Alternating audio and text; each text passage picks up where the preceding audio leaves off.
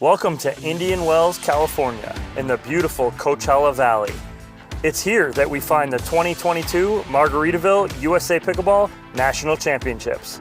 Don't miss a second of the action as the world's best players compete to earn cash prizes and the coveted title of National Champion.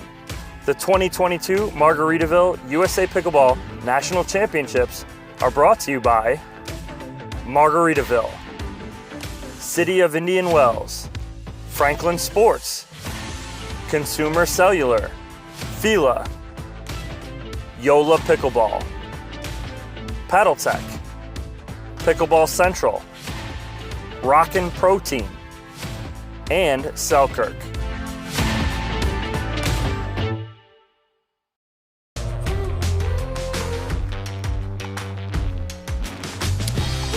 Welcome back, ladies and gentlemen, to the 2022 Margaritaville USA Pickleball National Championships. It's the strongest competition in all of pickleball.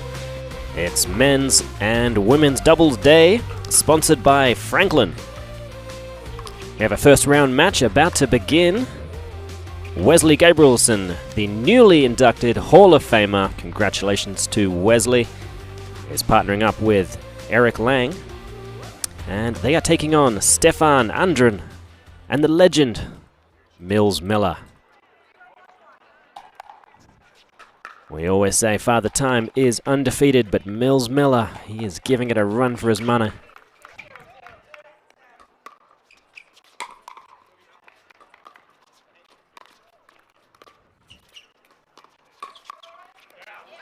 And the reach of Eric Lang on full display early on.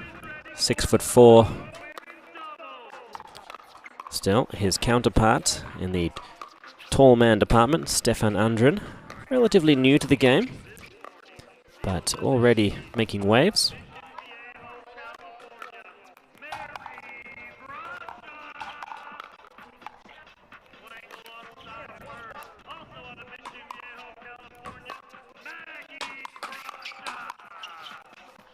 And he's just missed that. That is a patented Miller shot. Miller and Gabrielson have been on the court against or with each other no less than 463 times over the past 10 years.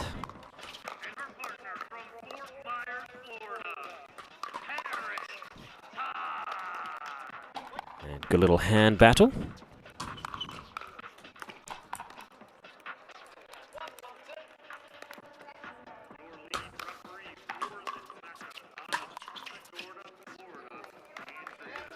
He loves the power game, he leans on it. Looks to drive thirds, crash in early.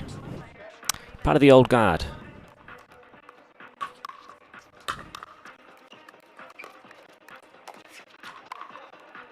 One of the original bangers in the game. He'll be happy to have such a long, lean gentleman like Stefan to pluck some balls out of the air. Ball just finding the court, it looks like. Lang reluctant to call it out. Just a nice bloke. Lang and Gabrielson, they've got to win the Mr. Congeniality award for men's doubles. Oh, great work, unfortunately. Just catching the net, it looks like. Oh, just floating long, sorry.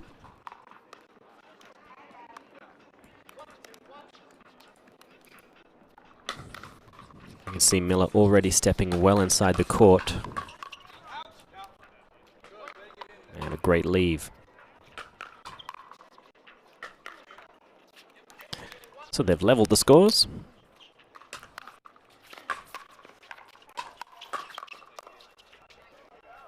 And just jamming up the big man.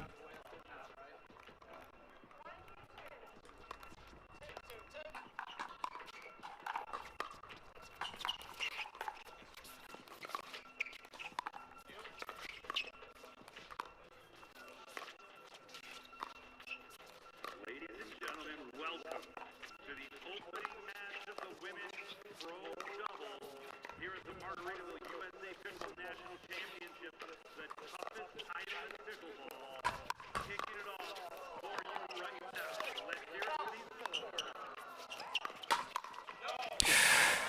Great work from Gabrielson. The half volley lob does the trick nicely, sets things up, and in the end Miller firing that one out.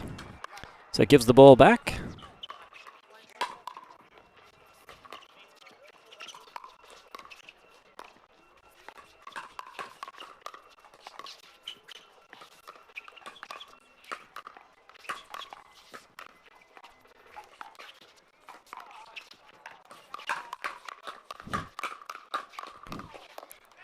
Oh, fantastic hand speed going in the favor of Miller and Andren.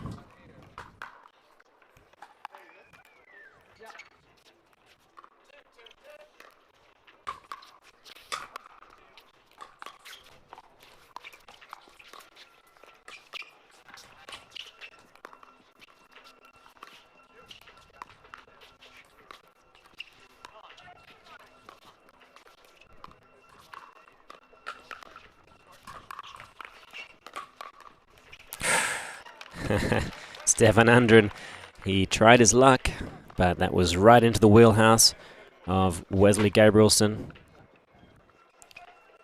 As a newer player to the game, Andren might not be quite as aware as the other three players of the tendencies of the veteran Gabrielson.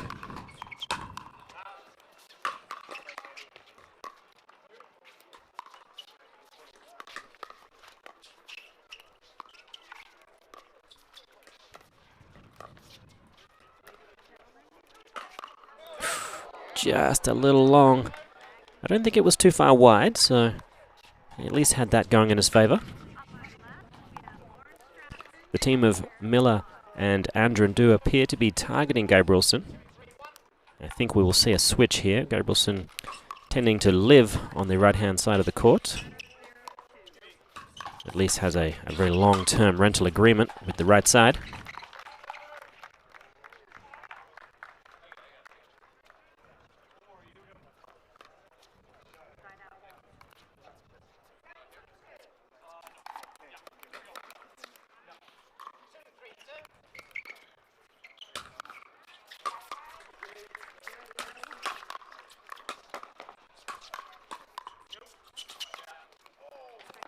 Oh, the sneakiness. And Miller getting involved with the fencing. Look like a particular material up to the task. He looks like he's trimmed down a little bit. I always give him credit. He's one of the most limber players in the game as well. It's quite shocking how flexible he is. Big yoga proponent. I wouldn't call him a yogi per se.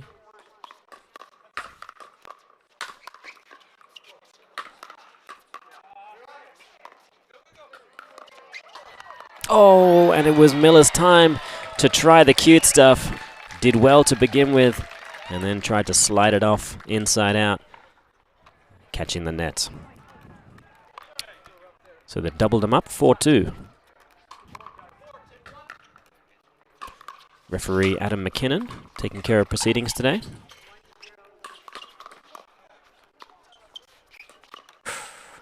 Gabrielson a little bit hasty. He's known for really building the point, working the ball around well.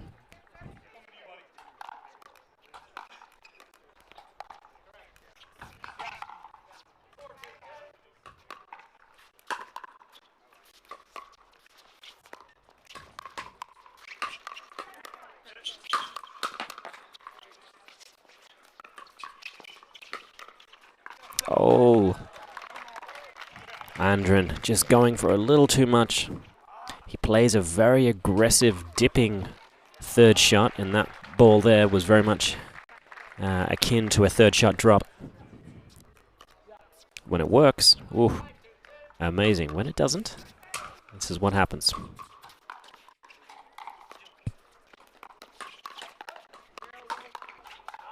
It's a good-looking finish from Miller. He works notoriously well with an aggressive partner. And we hear a pretty aggressive andiamo from Julian Arnold. He will be competing in the men's singles final against Mr. Ben Johns.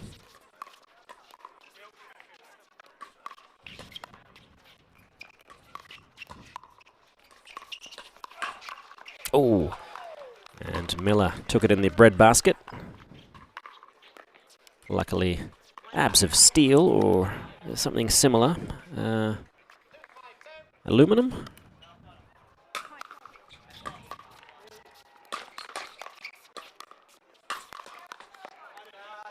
Great power from Lang. That's the reason why they're keeping it away from him. They know just how much pace he can put on the ball at full stretch especially. And the familiar sounds of paddles hitting the ground will give us our first timeout for the day. So Lang and Gabrielson, they do have a relatively healthy lead, just 3 points though. We're certainly still in the feeling out process. Andren just thinking about a paddle switch, showing the referee, as is tradition. Right now, I don't think there's too much different they need to be doing on the side of Miller and Andren. Just need to settle in, get into the groove. Perhaps look to keep the big man, Eric Lang, honest a little more down the line.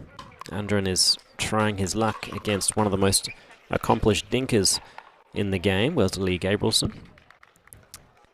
I'm not sure if that is the path of least resistance. So it'll be Lang coming back in at 5-2.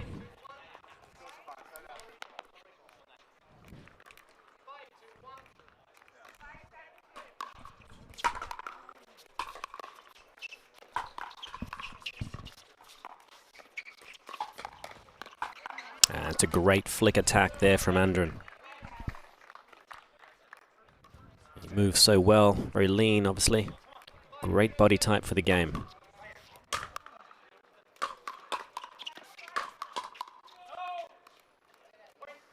And just the raw power of Eric Lang getting the job done there.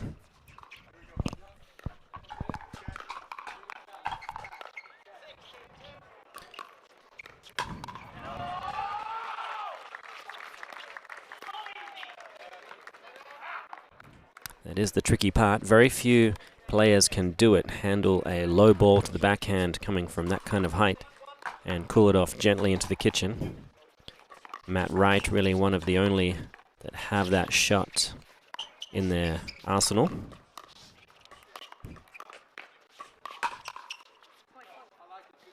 And a great leave there from Gabrielson, a veteran leave. Is of course one of the most underrated shots in the game. Sometimes the best shot you'll ever hit is the one you don't.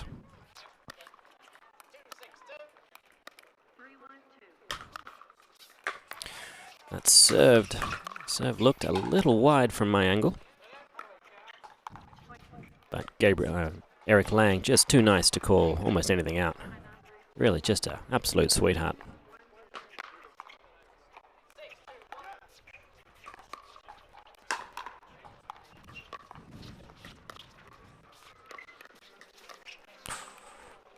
Gabrielson found his range, and he does have such a nice knifing backhand slice dink.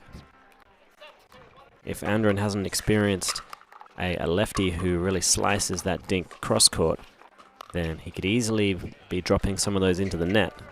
Backspin has the tendency, of course, to deflect quite heavily downwards off the paddle. So 5-point lead now, 7-2-2.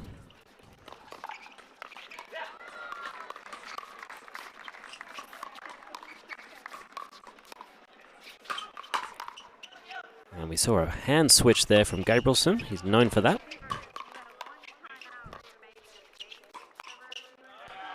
But Miller, this time he finds his range wonderfully. Great point all round. Point of the match so far.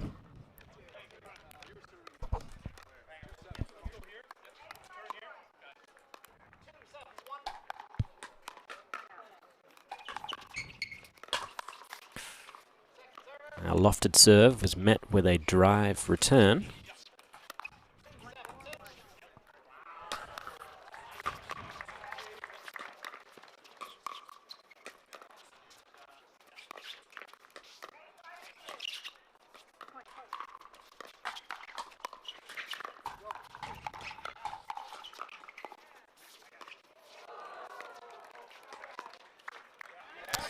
And Miller, the slipperiness of this young man who is now in the senior bracket. But playing down, you got to give him credit for that. Still running with the Bulls. And I think he's proving that he can still certainly compete at this level.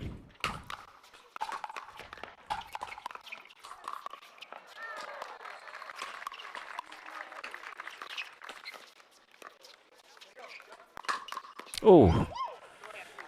That one came back pretty early. I think I wonder if he read that.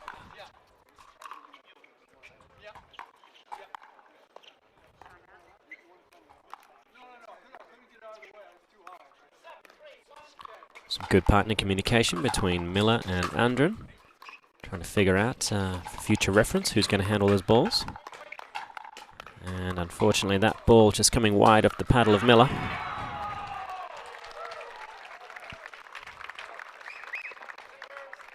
And a timeout is called. That's a good timeout. 8-3 down. It's never been a flood, but it's been a constant trickle. Would love to see Miller electing to dink cross court if he can find his range, and Andren is able to handle the attacks of Eric Lang. When all's said and done, the important thing is if you are losing a certain way, don't lose the whole match the same way. Try something.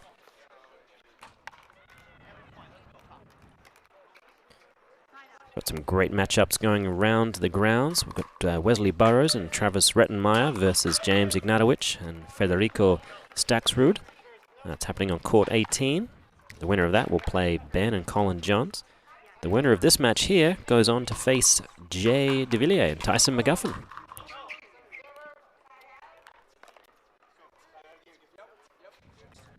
And an incredible timeout, really forcing the serve long.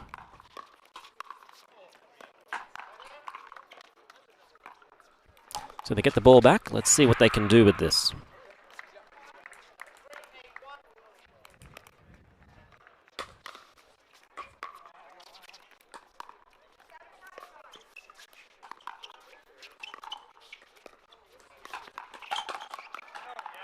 Oh, that's just too much Lang. Very impressive. That's the kind of ball that gets the better of most people. General rule is to anticipate middle attacks more than anything else, and that often makes players susceptible on their wing, but not Eric Lang. Look at this knife. That's not a knife, that's a knife. Oh! Lang just crowded him, and it became an accidental divorce ball.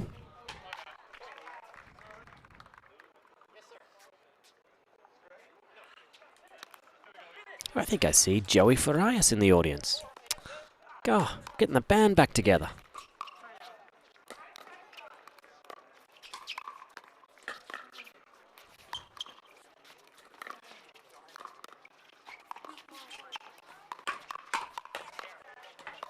Oh, that one patty caked back. That's impressive work, moving the ball around. Plenty of power. 5-8-2. I think we're going to see a fake switch.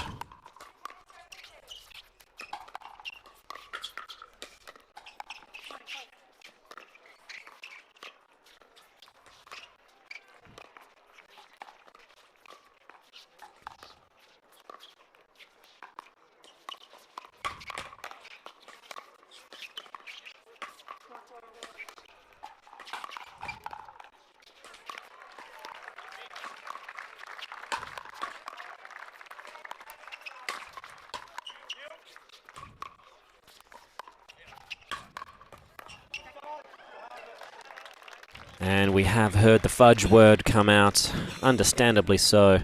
They did such good work to stay alive in the end, though.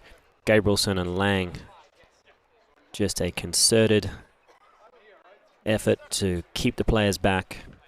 I'm impressed as well. There was a moment where Gabrielson called in the bigger man to work with his forehand.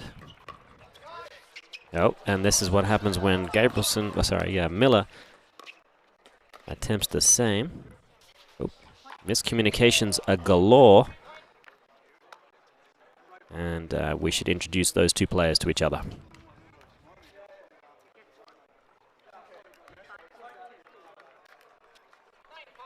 So now just 2 points away from taking game one.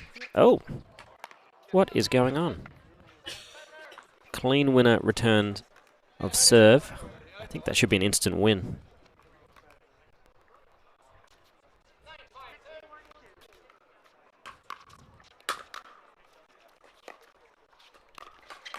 Ah, that's the spirit. Gabrielson has given Lang license to fly.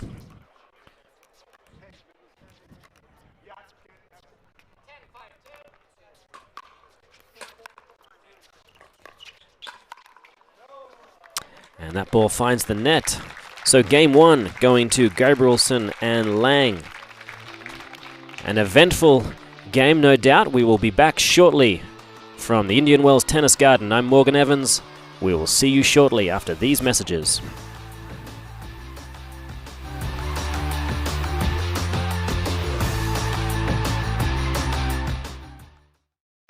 Match point. It's all up to me. Nothing can get in my way. And when they ask, what are you gonna do next? I'll say, I'm going.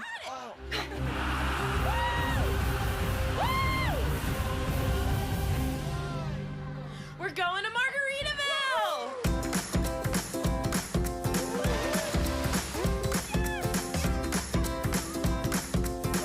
You can go to Margaritaville too. Visit MargaritavilleResorts.com.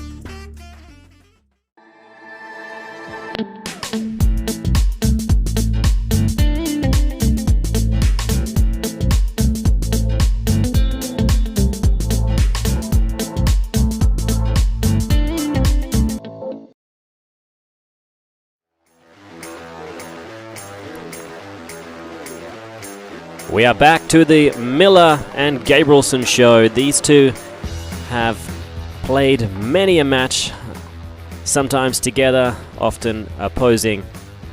It is Miller serving to Gabrielson.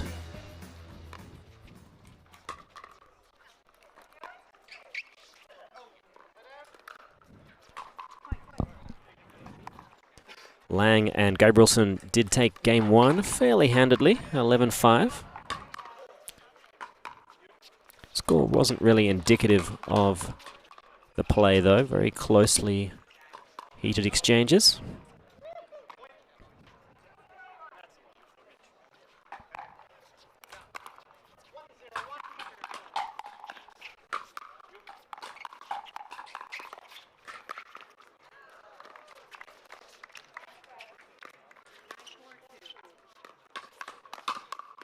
Oh. And Eric Lang, not just long, but so strong, able to keep a very compact and efficient motion up at the kitchen line. Makes a big difference.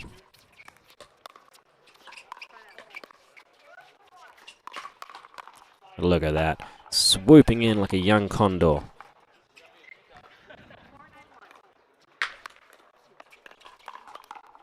Shout out to Enrique Ruiz, the original condor. And Gabrielson just catching Andren.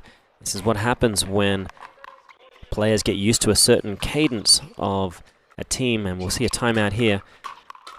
A team coming in more conservatively, dropping fifth balls, and then come out of the gates and start swooping in early, taking balls out of the air that would have typically landed closer to the feet in game one, perhaps.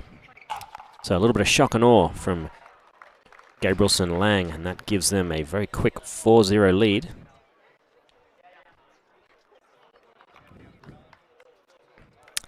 Miller and Andren are going to have to do a little extra with the returns of serve to make sure at least one of the players doesn't get a chance to move in early.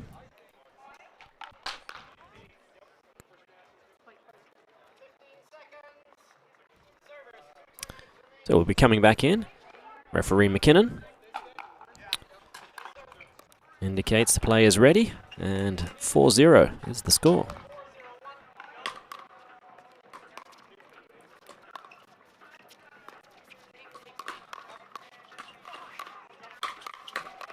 Oh, fantastic defense from the Hall of Famer. Oh, and Miller, sometimes he's his own worst enemy. Generally just when he plays pickleball, though.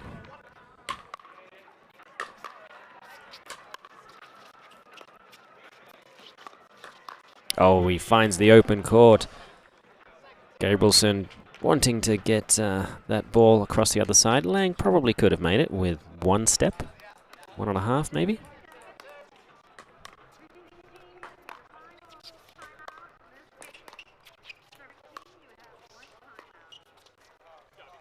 And the pressure is mounting.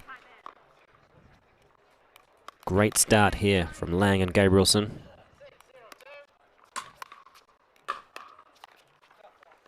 And we should see another timeout pretty quickly, although it's hard to decide on a new strategy. At the moment, it's the execution that's costing Miller and Andren. And a foot fault is called. Ooh, that is heartbreaking. It's not really what you want at 0-7. And that serve landed short. We haven't seen too many of those. Still, a blistering start from Lang and Gabrielson.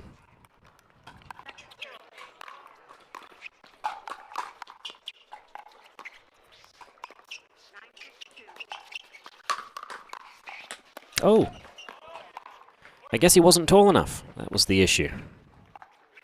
We'll have to give him a little bit of coaching advice. Try to be taller there next time, Eric. That's a good darting forehand, although he's really just got 2 forehands. You could see in that last point, the previous one, Gabrielson hitting a really nice looking right-handed overhead. And now a 2-handed backhand, which could have been a forehand. It's all very confusing.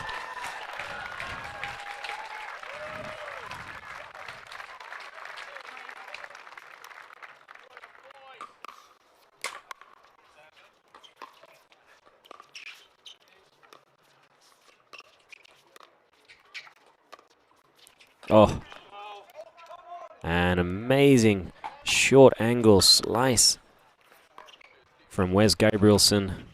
That dink certainly was going wide enough for an around the post opportunity from Andren, but he just overcooked it. Oh, what is going on now? I formation. And they've got away with murder. Should be an immediate forfeit, I would have thought.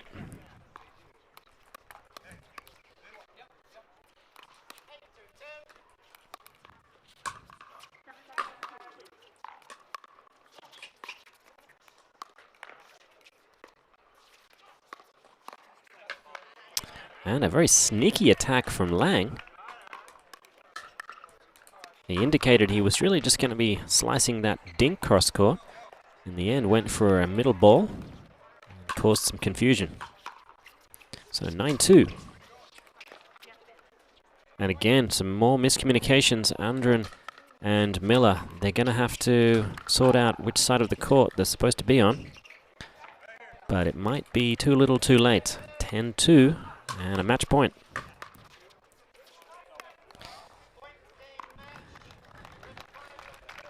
There we have it, folks. 11-5, 11-2. Gabrielson and Lang marching forward. A good display from all four players. In the end, some miscommunication from Miller and Andren. Coming up next on Championship Court 3, we have Joey Farias and the Unicorn Jean-Baptiste versus Alex Newman and Sherry the Share Bear.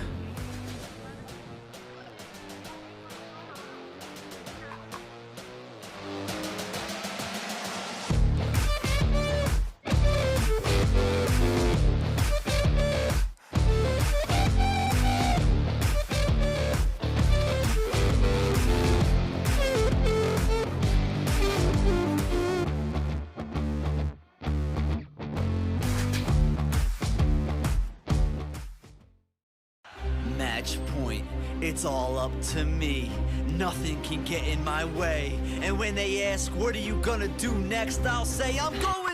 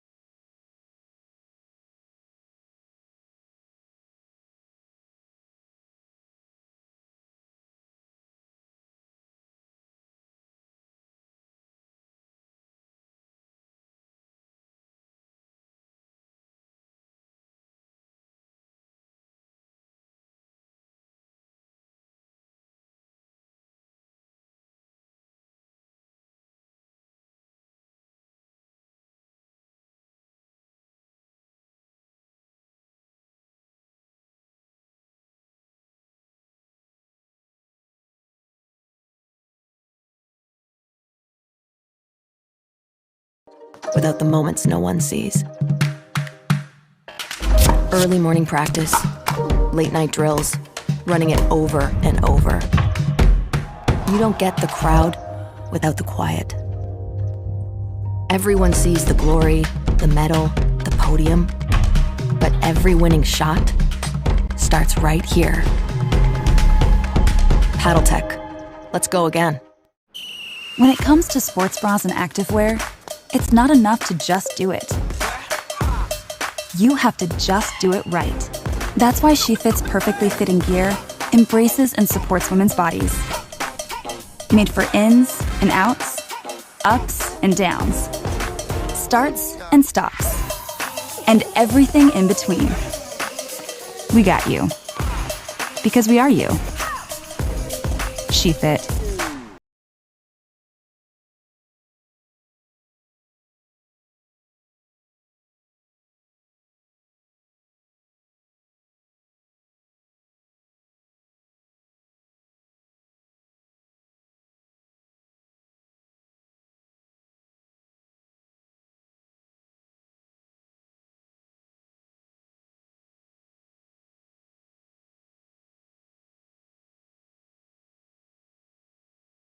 Consumer Cellular has the best customer service. They care about the customer. The best price with the best quality. The prices, the coverage. The coverage is great. It was the same, if not better. Consumer Cellular provides the exact same premium coverage as the nation's leading carriers for half the cost. Switch to Consumer Cellular and get talk, text, and data starting at just $20 a month. It's like 4 scoops of ice cream for the price of 1. Switch today and get a 100% risk-free guarantee. Call or go online.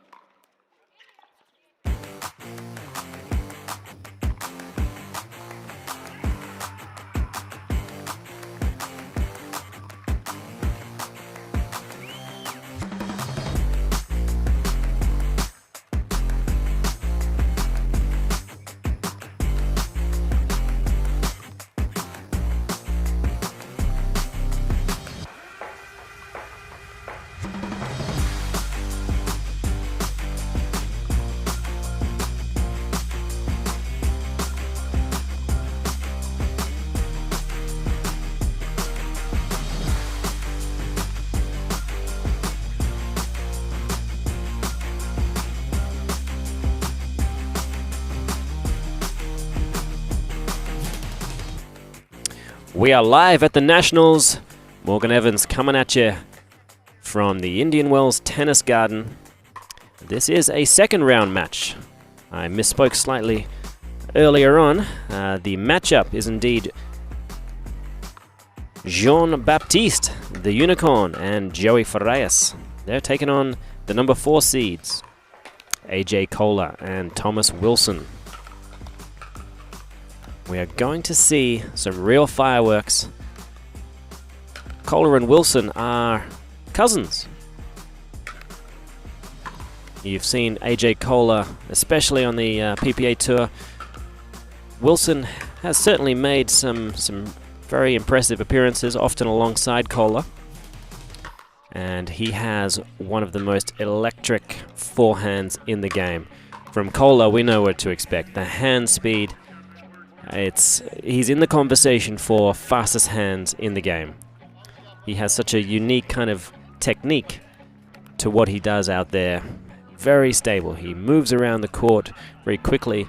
A lot of sidestep, little shuffle steps, and then locks in the lower half and whips that paddle around ridiculously fast. So the smart money is certainly on Kohler and Wilson. However, Farias and Webster, Jean-Baptiste Webster, affectionately known as the Unicorn, they know each other's games very, very well.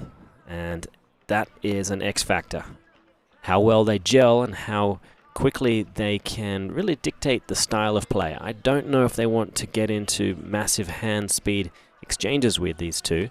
So it'll be whether or not they try to settle things down into a more traditional, let's dink and set things up at the kitchen for a longer period and hope that Kohler and Wilson start the attack.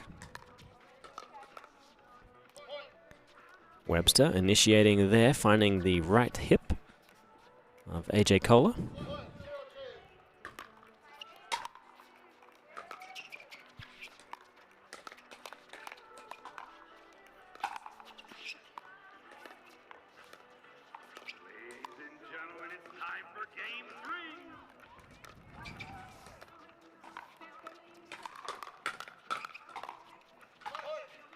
Yeah, strong work early on from Farias and Jean-Baptiste.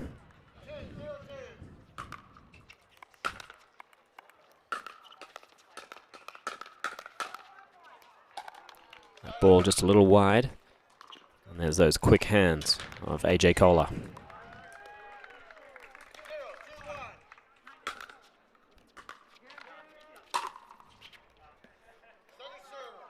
A little bit long. Great shape to the ball.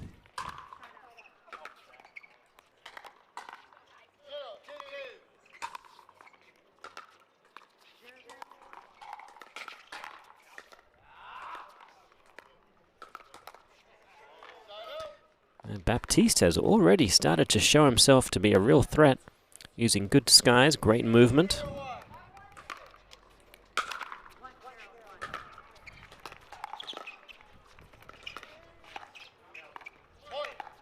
And a good leave.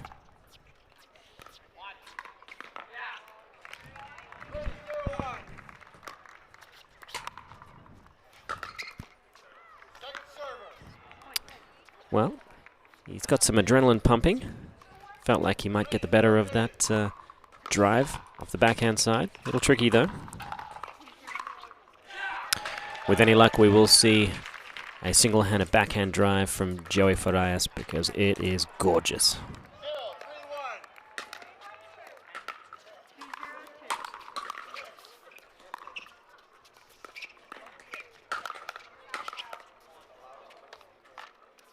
Quick hands from Jean-Baptiste.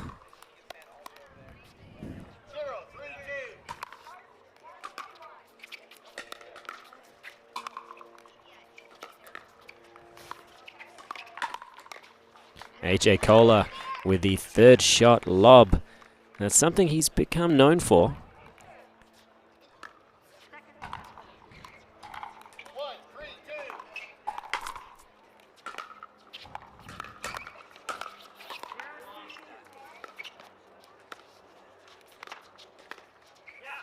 Oh, beautiful attack to the outside of Jean-Baptiste. You could see there Baptiste was looking towards the center, getting his forehand ready to thump any attack, but Kohler wise to it. Wilson just has quite a swinging kind of volley attack most of the time, and that does lend itself to overcooking the ball, especially when the weight transfer is really moving in.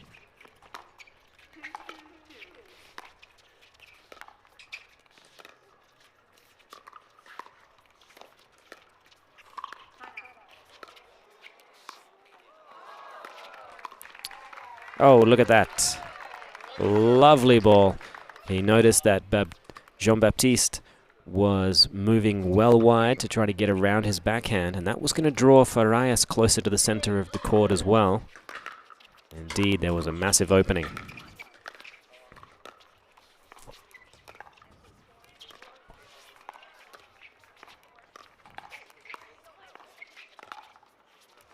A lot of nets going on here.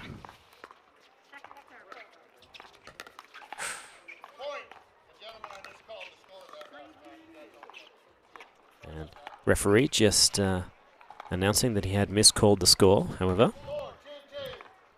That point will still count. 4-2-2 is the score.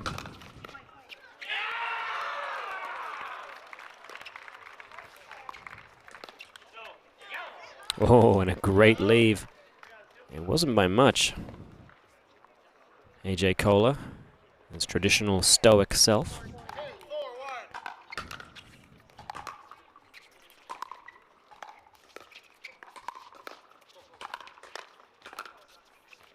And Farias calling that ball wide. Let's see if we can't get a little bit of a replay here.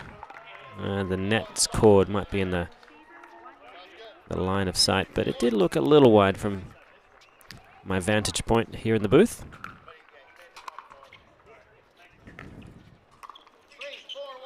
So 3-4-1 is the score.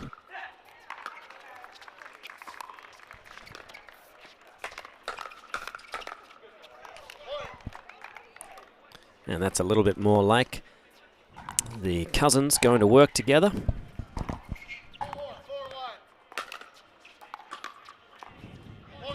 Starting to roll now.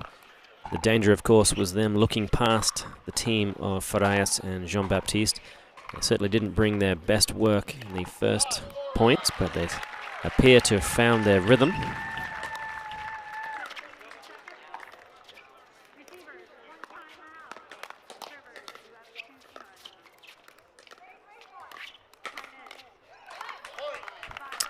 Exceptional stuff from AJ Kohler, moving the ball well, taking those balls out of the air, redirecting, finding his moment to attack. And they've picked up 4 quick points.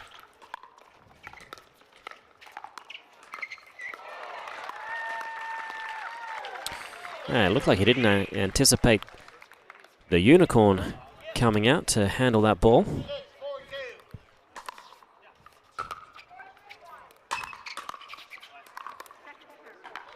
And a great looking forehand from Thomas Wilson. And that has inspired the timeout from Farias and the unicorn. So they'll take a moment to hydrate. See if they can't stop the oncoming freight train of AJ Kohler and Thomas Wilson. If you're in the area, folks, it's a good day to come down to watch the best pickleball you're ever going to see. This is the strongest competition in all of pickleball. These players have come from all manner of leagues, APPs, PPAs, MLPs, all of the stuff that has a P in it. I tell you, we've got everything here. It's also the best pickleball venue. I think that it is an undeniable fact. So many courts, beautiful Coachella Valley. Indian Wells Tennis Garden, and Thomas Wilson serving to extend the lead. Kohler in disbelief that he missed that ball. He is, of course, a mere mortal. Not like that de Villiers character.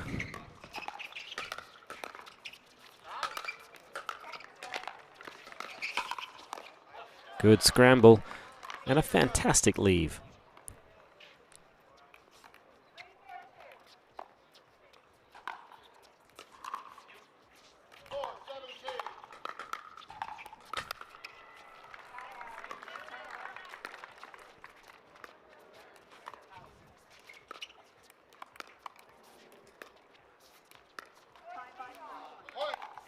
Kohler just missing a relatively routine shot there.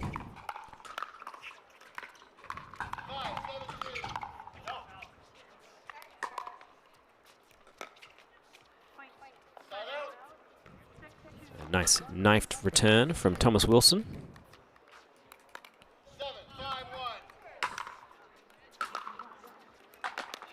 Oh. Kohler probably didn't need to overplay there. And when I say probably, I mean definitely.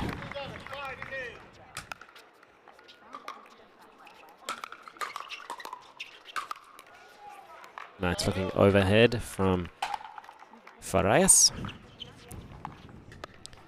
So they'll get the ball back, just 2 points the deficit.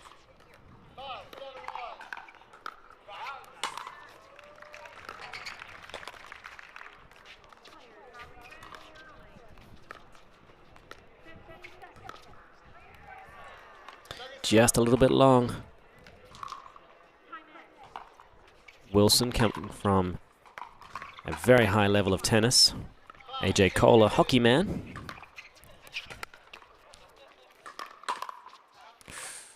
Well, he's clubbed that like a baby seal, hasn't he? That is way out.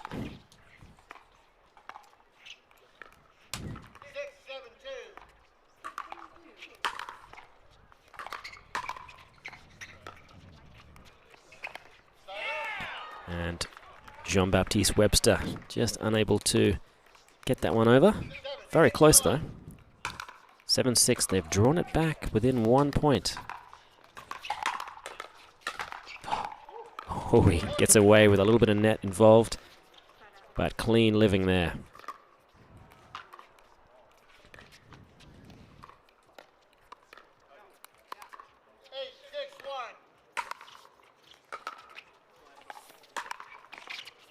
And that's tagging Webster right in the chiseled abs.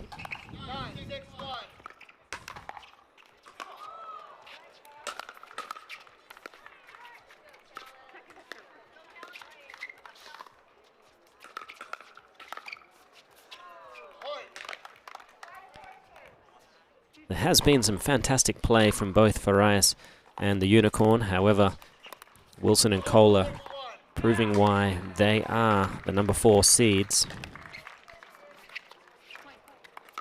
When those continue to work, then it adds to the mystery that is AJ Kohler and Thomas Wilson. So they take game 1 handedly after a tough start, but 11-6. So we'll be back shortly after these messages from our wonderful sponsors to see game 2 here at the Nationals.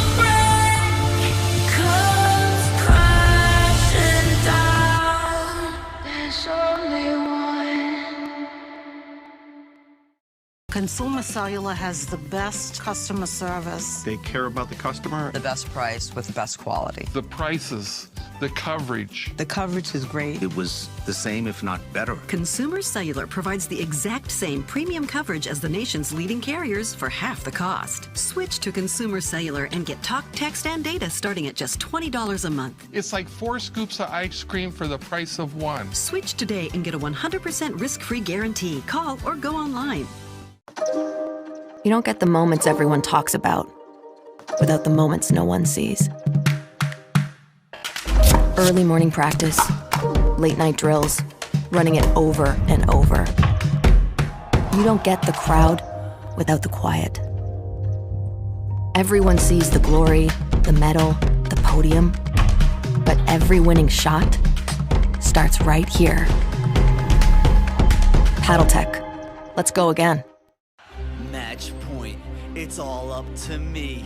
Nothing can get in my way. And when they ask, what are you gonna do next? I'll say, I'm going.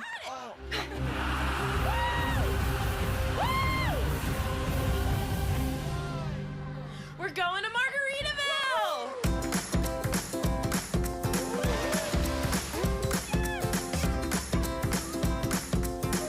You can go to Margaritaville too. Visit MargaritavilleResorts.com.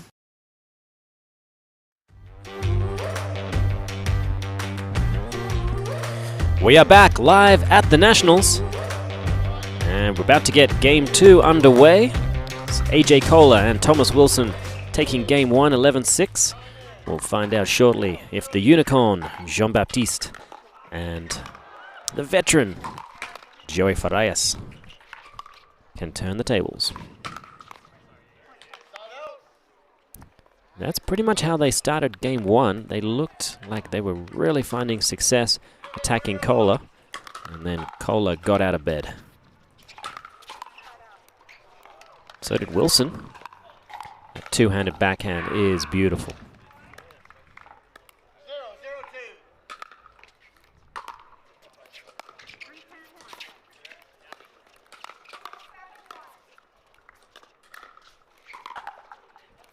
That seemed like it came off something. It wasn't a paddle, but hard to see from this angle. A great overhead there from Thomas Wilson. It was a Hail Mary of a lob. I think Joey Farias knows it.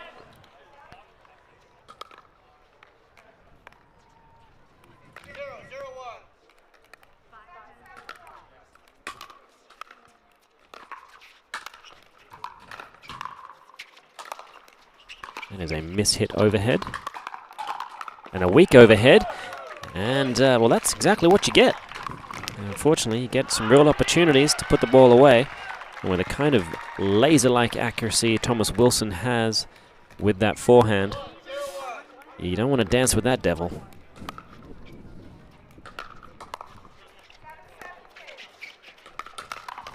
And there's those steely, quick hands of AJ Kohler.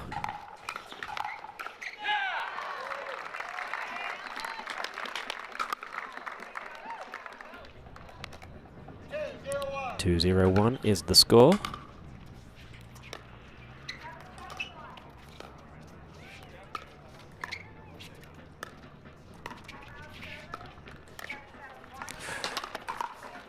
And the around the post attempt from Farias just wide. The ball did look like it caught the line, but a full stretch scramble. Who knows if the guard railing wasn't there. Oh, and the lob from Wilson. Adorable. And a good inside-out attack. They are really gelling now. They recognize their opening phase of this match was not their finest and determined to really put a stamp on this match. The winner of this one is going to head forward and potentially take on Rafa Hewitt and Dylan Fraser. On the same side of the draw is Matt Riley and Riley Newman. They've got some, a little bit of waiting to do. So an epic match going on the court adjacent to this. Spencer Smith and Callan Dawson looking to take down Kyle Yates and Julian Arnold. We are, of course, just getting some update there. It is 7-7 in the third. So you don't even need to watch. Stay here. Why not?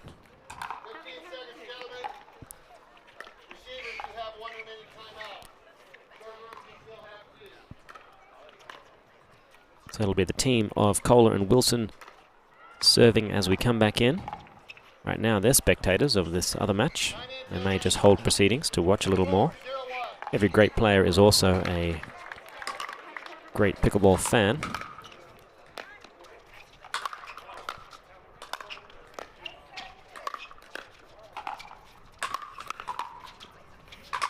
And And the lob fest continues.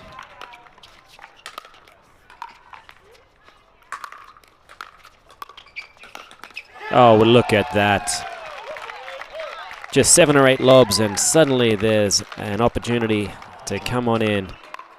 And Kohler swoops like the best of them.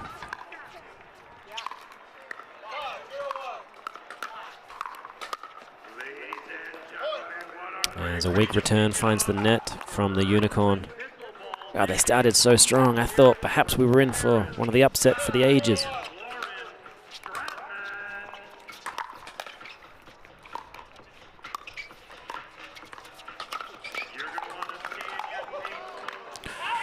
And Kohler upset he didn't pull out of that one. However, from this angle, it looked like it had a good chance to dip down into the court.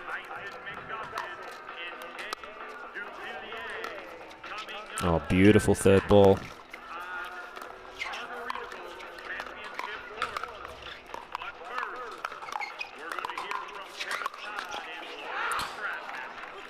They are really just abusing the lob now.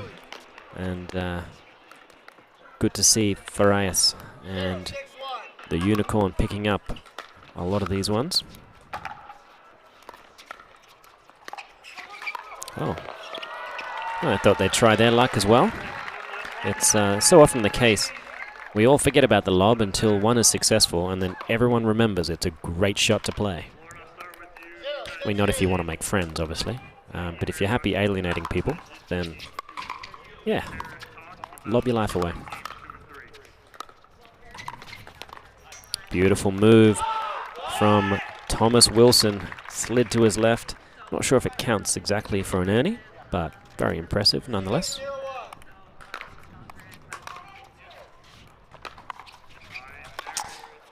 Alright, just one too many lobs for my liking now.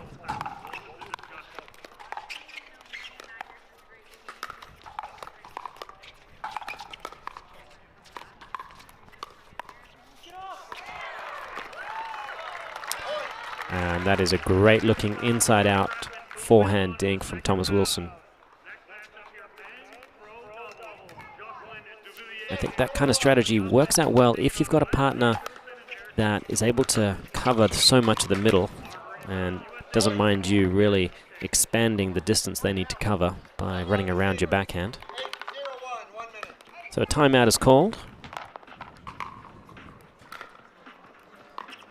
Farias and Jean-Baptiste, the Unicorn, they've got a bit of a mountain to climb after a good start in game 1.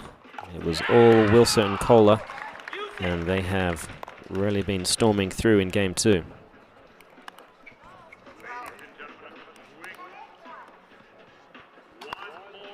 Coming up next is Michelle Esquivel and Jade Kawamoto versus Annalie Waters and Catherine Parento. You're not going to want to miss that on Championship Court 3. Kohler and Wilson just doing some more spectating. Looked like a ball sent long from Yates.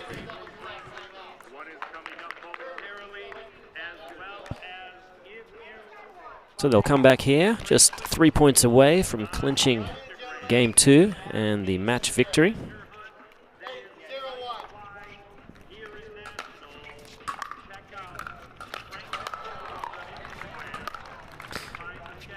Webster just not getting really any shoulder turn on those overheads. It's limiting the kind of power he can put into them.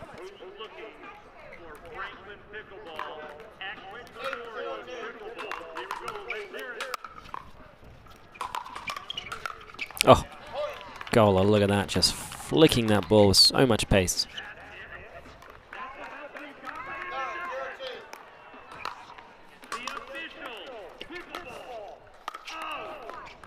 Oh, beautiful deft touch. But it is all Wilson and Kohler now. They've given themselves their first match point of the day.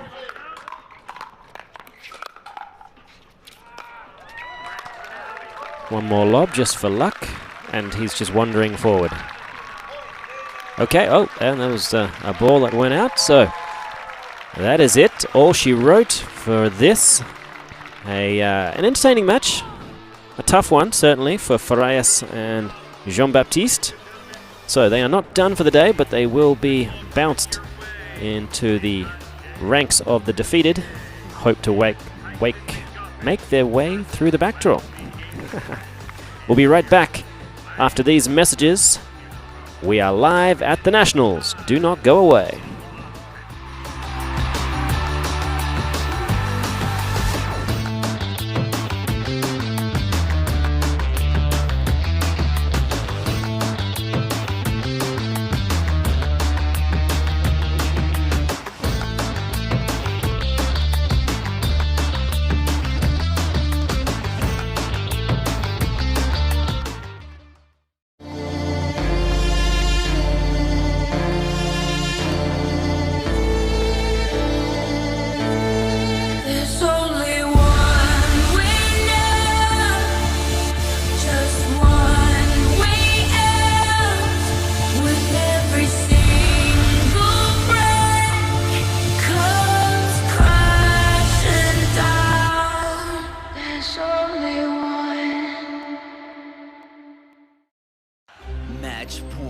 It's all up to me. Nothing can get in my way. And when they ask, what are you gonna do next? I'll say, I'm going.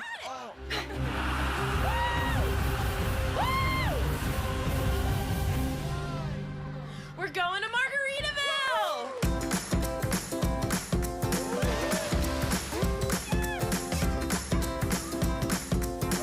You can go to Margaritaville too. Visit MargaritavilleResorts.com.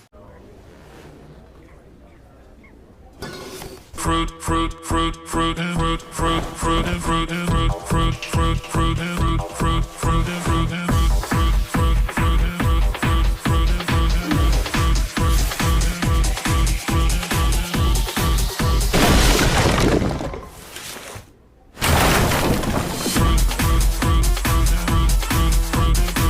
Fruit Smash Super Hot Seltzer with real juice. It's party juice.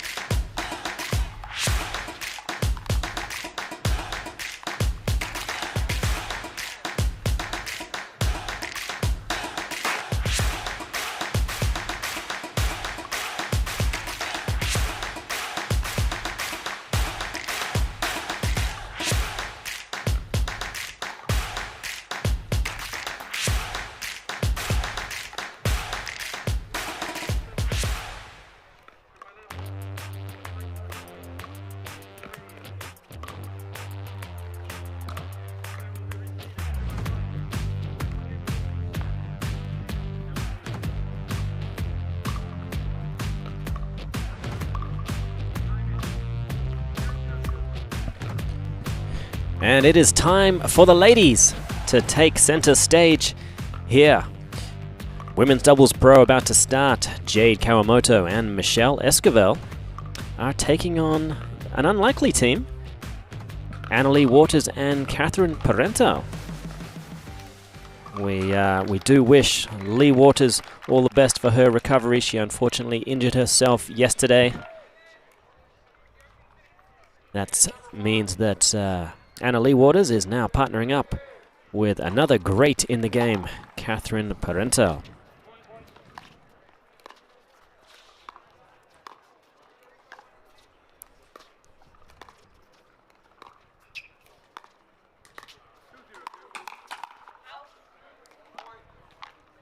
That ball just a little long.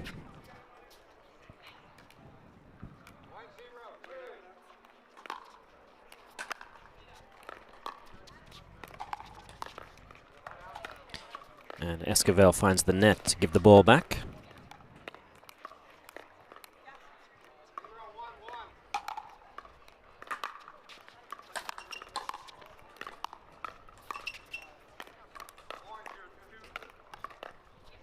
So they're on the board, 1-1. So far, Waters and Parento not choosing to stack in any particular position, looking to find what works. And great disguise there from Waters.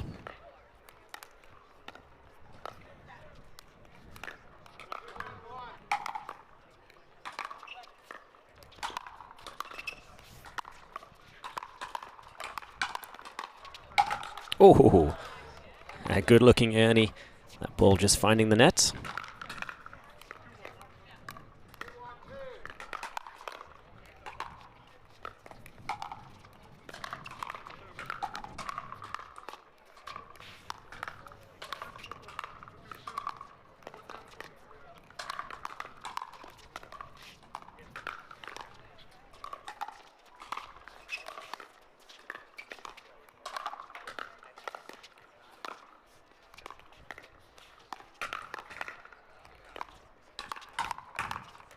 And Michelle Esquivel, she came to play.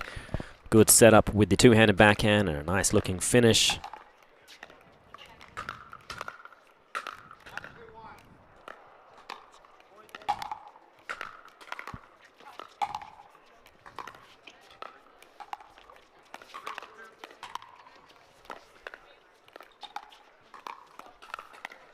The big question, of course, here today is how well will Annalie be able to partner with someone who isn't sharing the genetic code of a Waters?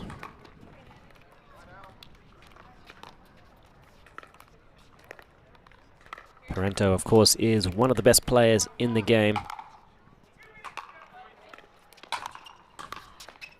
However, Waters just so in tune with the style of her mother, Lee Waters.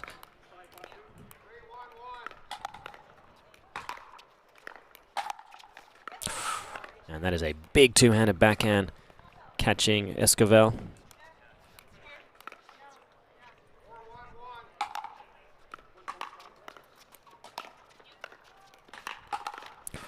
Oh, she was ready for that.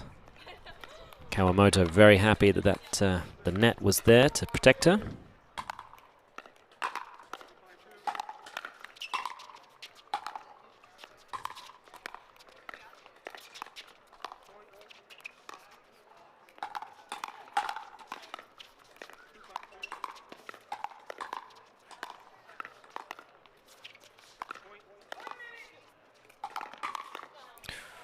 In the end, a single-handed backhand attempt from Michelle Esquivel. Good play, great rally. All four players proving their mettle.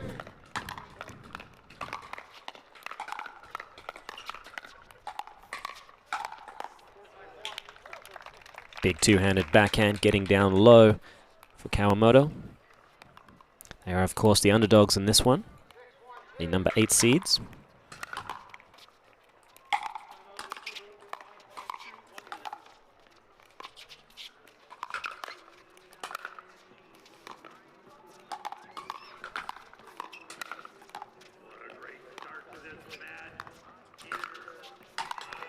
And a great finish. They moved the ball around beautifully there, set themselves up, waited for their time to really strike. And Esquivel just curious if anyone saw the ball out, perhaps.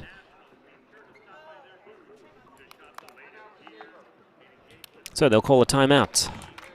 A worthy timeout, 1-7. Not going to be the easiest mountain to climb against the #1 seeds. I think if they can just stay patient, move the ball around, look for their opportunities, see if they can't get Catherine Parento or Anna Lee to strike first and look to counter when there's a momentary off-balance position.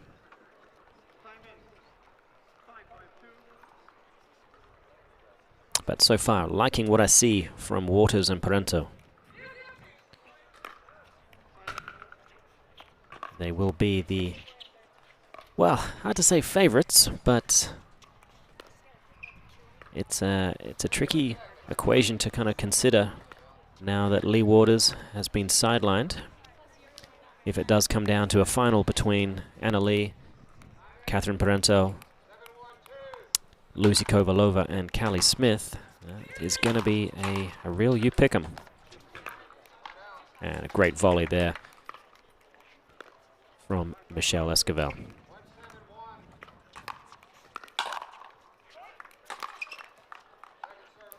Dry finding the net.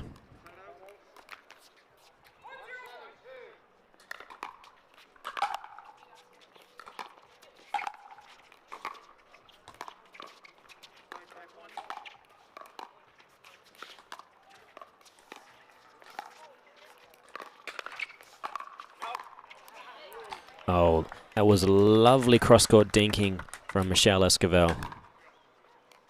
Very similar technique as Waters. Able to curl that ball in with a two-handed backhand. That set things up really nicely for Kawamoto.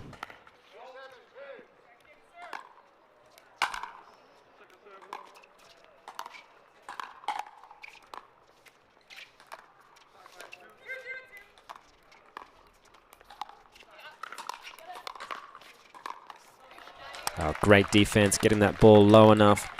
Kawamoto just struggling with that one.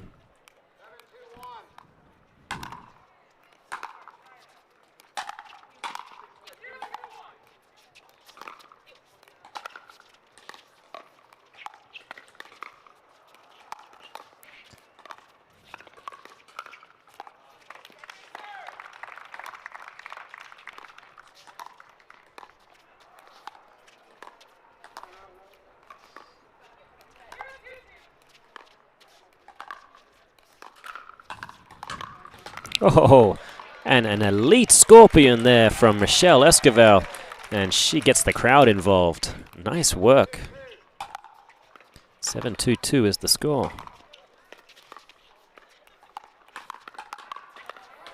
Great counterpunch from Kawamoto.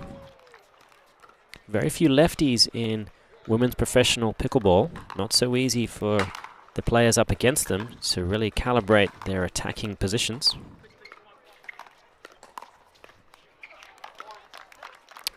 Nice work, putting the ball through the middle.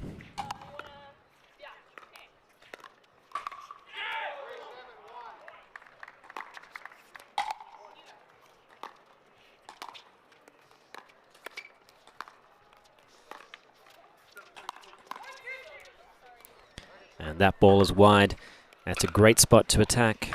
It is a relatively new team, Kawamoto and Esquivel, so the middle may cause some confusion, even though it is dueling forehands.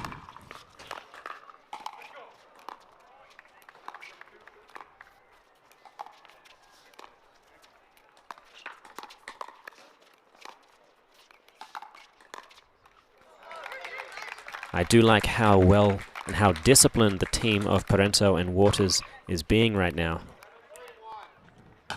It might be tempting for them to really attack with much more gusto and more often, but they're doing it by the book, knowing full well that's going to be what's required for the rest of the day.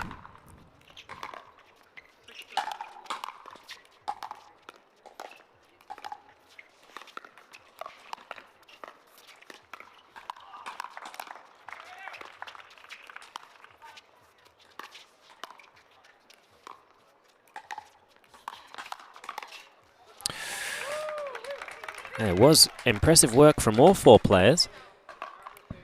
In the end, the veteran team, veteran player, Catherine Parento, does the job, gets the ball in a tough location, and Michelle Esquivel finds the net. So this is their second time out. Not to say this match is already done and dusted, but they've got some work to do. I'd like to see some aggressive serves when they get the ball back. They will, there's no doubt, whether it be this game or the next. Let's see if they can't catch Parento on the run, perhaps.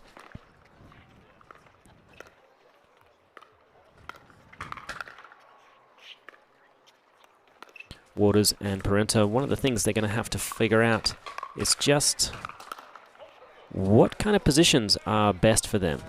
Annalie Waters, typically so comfortable on the right-hand side. And Parento, certainly a fantastic left-side player.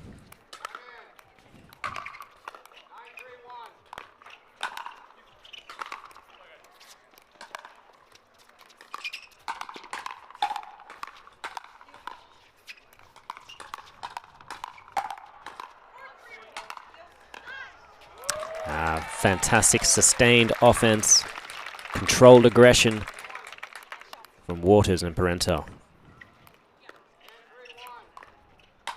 So they've got a game point here, 10-3-1. Let's see if they can finish this one off.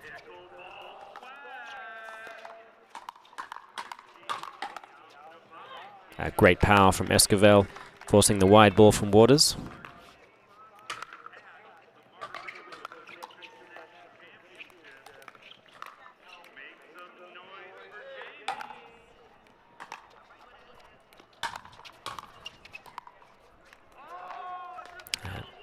Lovely two-handed backhand. That gets the ball back. 3-10.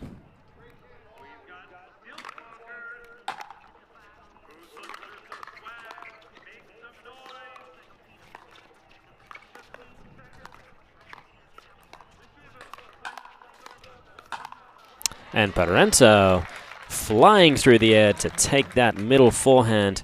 Impressive work. So 3-10. I'll have a second serve to try to close this gap.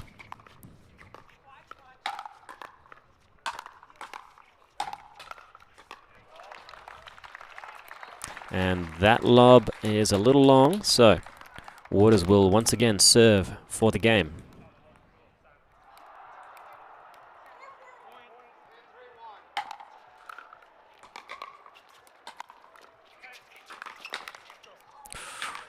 She read it quite well.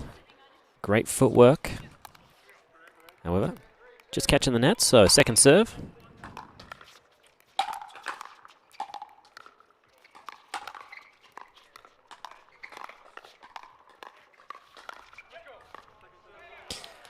And that's all she wrote for game one.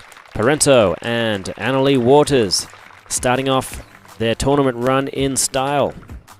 We'll be right back after these messages from the Indian Wells Tennis Garden. Don't go away.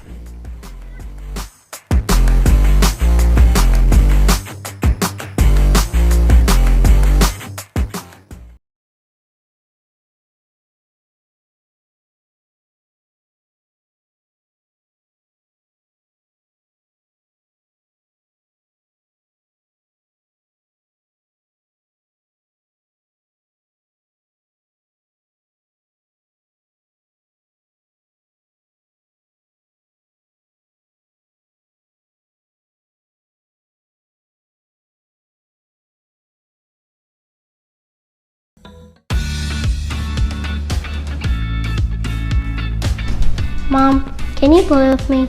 Just a second, Bubba. Mom is not done yet. Mom, come watch this video.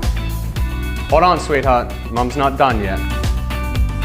Mom, you hit with me.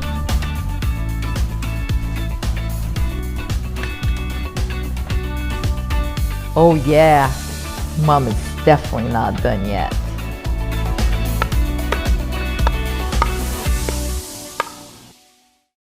Match point. It's it's all up to me. Nothing can get in my way. And when they ask, what are you gonna do next? I'll say, I'm going.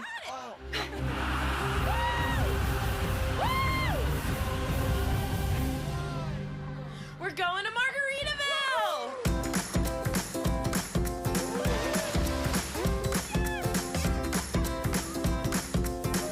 You can go to Margaritaville too. Visit MargaritavilleResorts.com.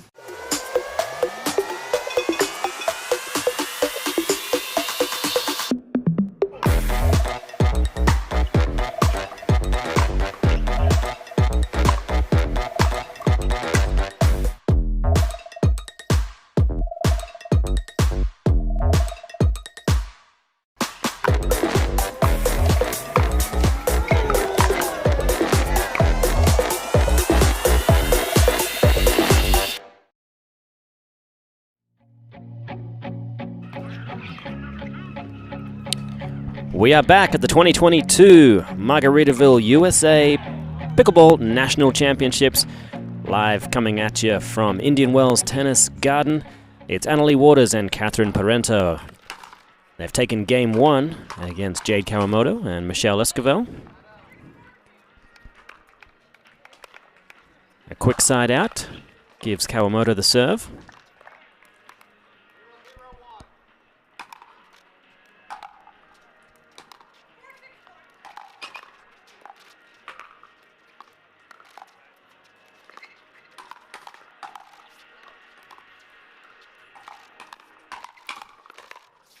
Oh, and a little bit of confusion. Esquivel traversing most of the court there, just distracting Kawamoto.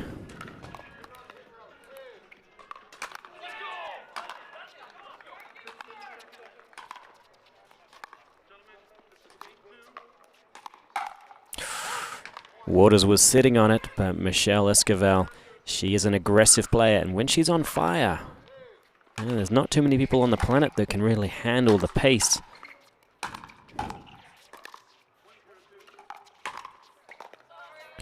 And that's the first kind of look of confusion I've seen between Waters and Parento. It's a new partnership, so it's bound to happen.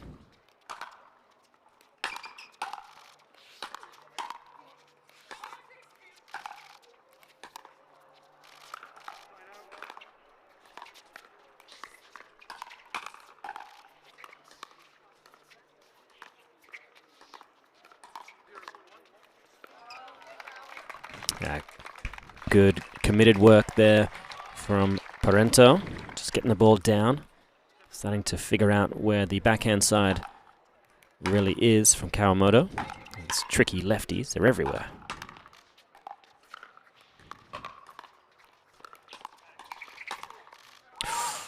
Oh, Michelle Esquivel did great work.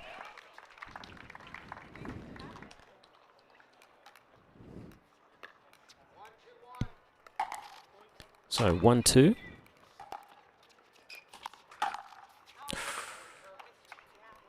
Yeah, she found great positioning. Just a little too much meat on that one.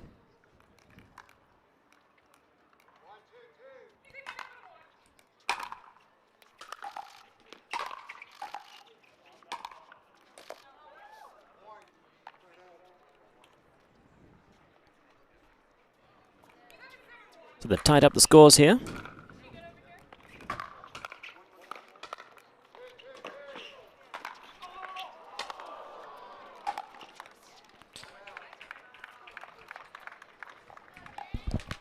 I think the aggressive work on the third shots, it's definitely worth it.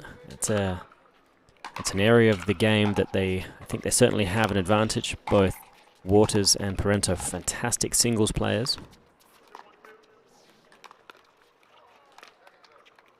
Kawamoto does not miss many dinks. I love that Esquivel and Kawamoto just having a great time out there, enjoying the partnership.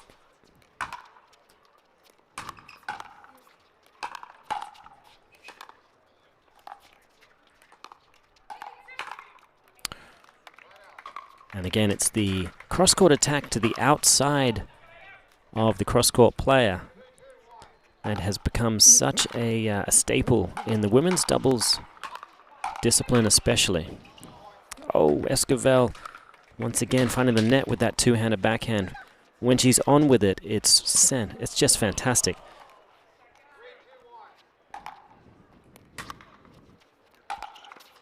Oh, beautiful dipping ball, setting things up for Parento.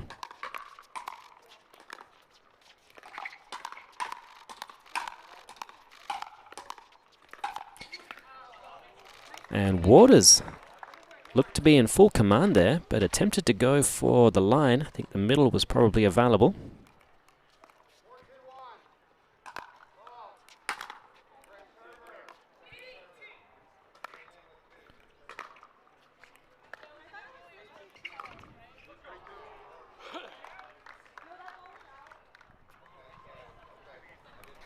Referee just trying to establish the correct score.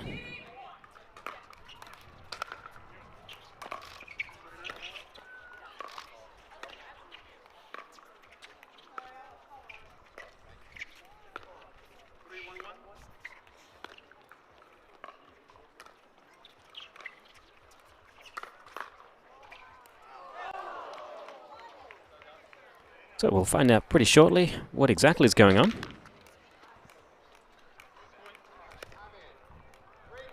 (3-2-2) is the score.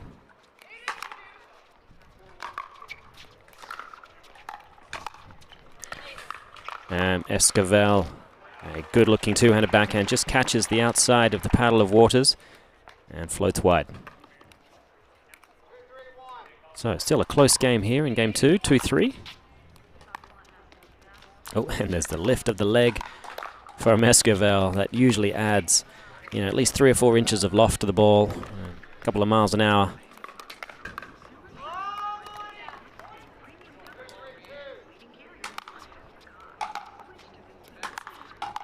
Oh, look at that power of that single-handed, that forehand. Amazing. And Kawamoto just a little flat-footed on that ball.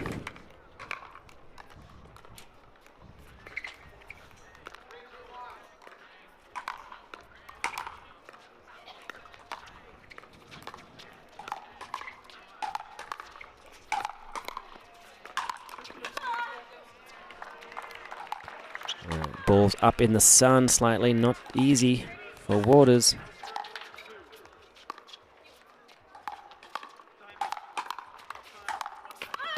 And too much. Impressive work. She made good decisions when she knew the sun was going to be in her eyes for those overheads. They're having a bit of a laugh about it. We are obviously not too far removed from Lobgate 2022.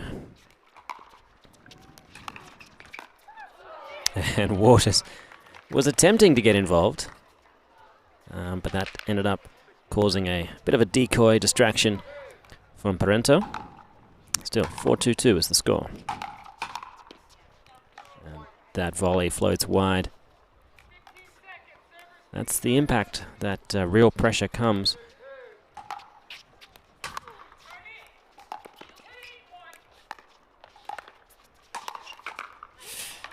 And that ball is going to be off into the adjacent court, court 22, where Ben and Colin Johns are taking on James Ignatowicz and Federico Staksrud.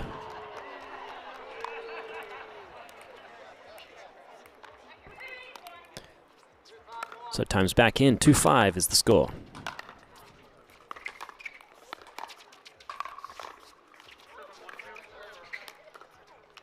They'll have a second chance. Just some of the transition work from Kawamoto, it's not too easy.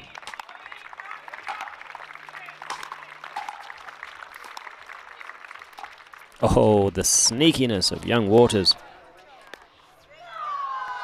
Oh, that's unfortunate. Really lent back into it. That works for the Newman team.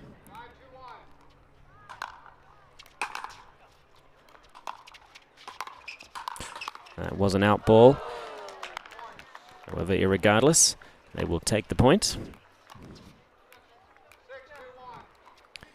Starting to run away with it, 6-2.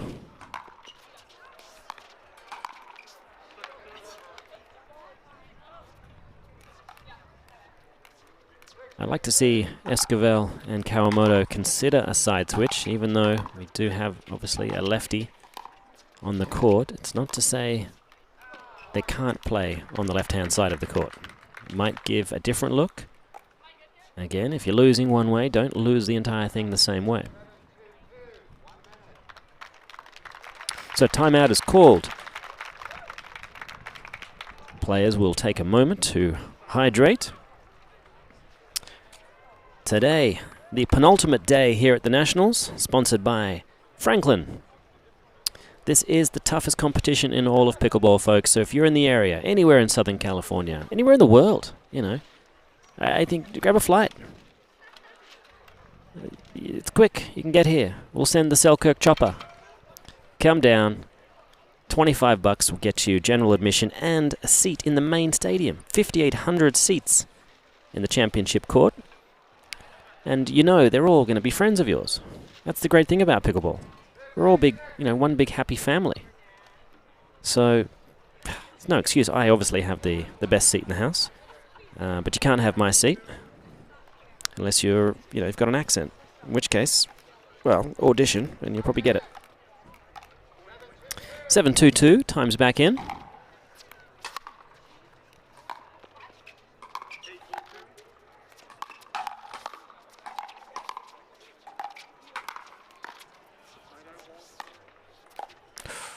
And a good-looking inside-out ball. And a rather subdued fist pump and congratulatory celebration from Michelle Esquivel. Good work in transition. But a very early trigger ball from Esquivel. And that's, well, luckily they sort of got what it deserved, really.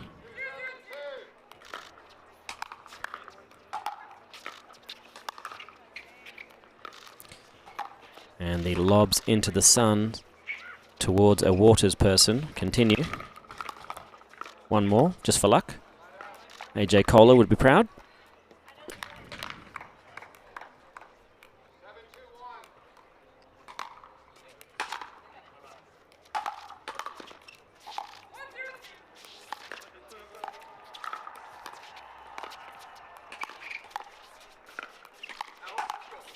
Oh, huge power from Waters. She's locked and loaded.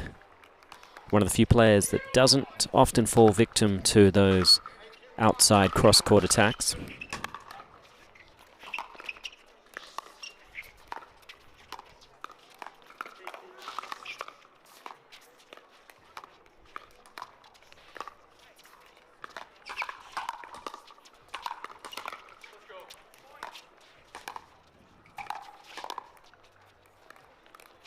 Oh, and the tweener from Anna Lee Waters.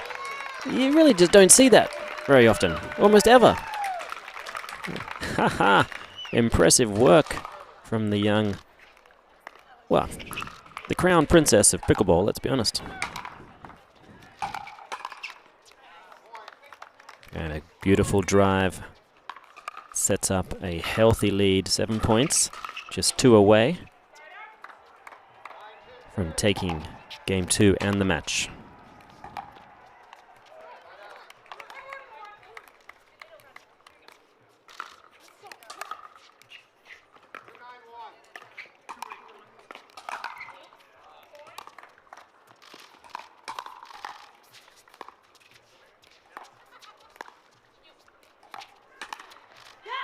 Oh, beautiful work from Esquivel. Moved in quickly. Found good purchase on the ball. Waters was sitting middle. And that one painting the line on the outside.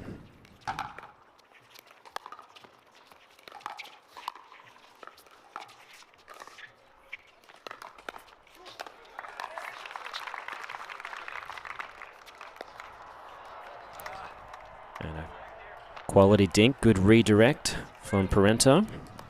Just an easy dink error from Kawamoto. So 3-9.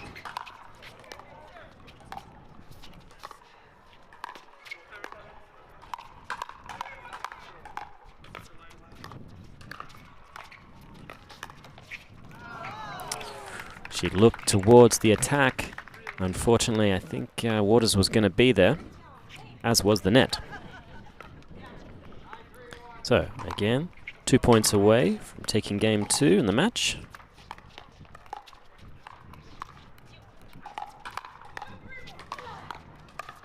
Fantastic defense. That's what it takes. They look to be in complete control there, Kawamoto and Esquivel.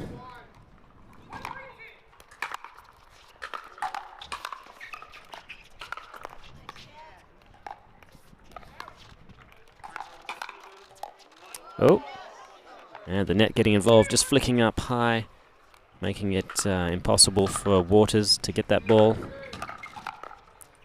Still a match point.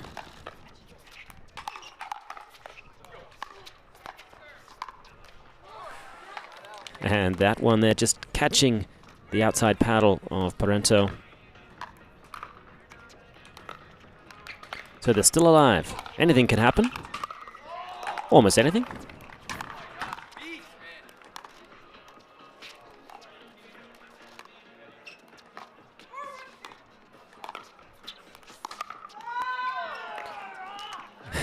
And Esquivel with some of her patented amusing sound effects. 3-10. Let's see if they can't mount a comeback here.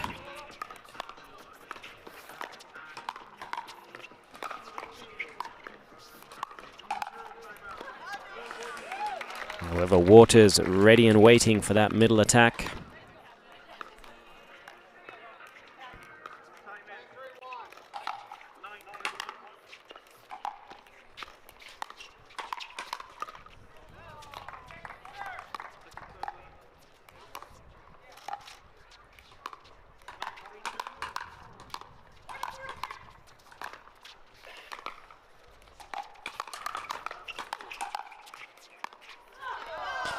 And that's it.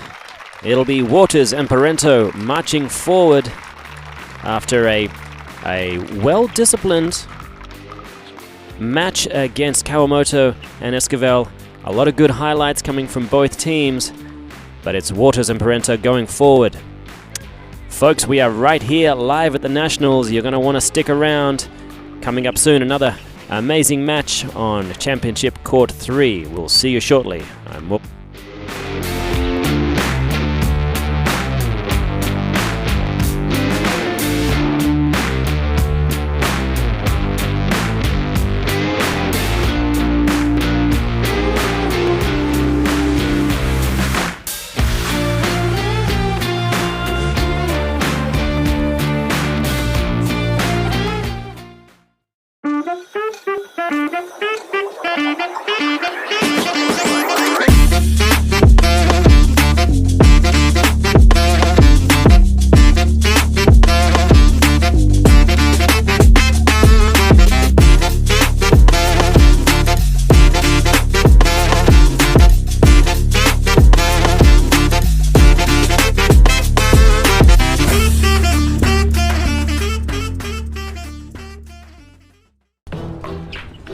I will dig deep. I will crush this game. Athletes know nutrition drives performance. I will not slow down. Superior Lab supplements help you power up and recover faster. I will never surrender. Superior Labs is a proud sponsor of USA Pickleball. You don't get the moments everyone talks about without the moments no one sees. Early morning practice, late night drills, running it over and over. You don't get the crowd without the quiet. Everyone sees the glory, the medal, the podium, but every winning shot starts right here. Paddle Tech. Let's go again.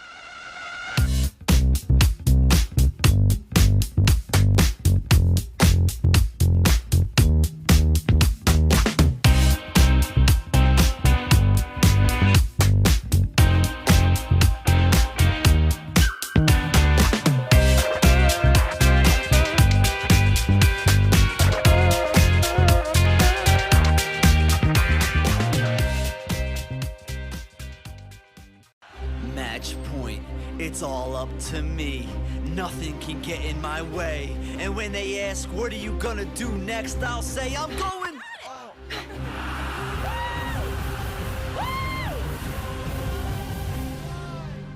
We're going to Margaritaville!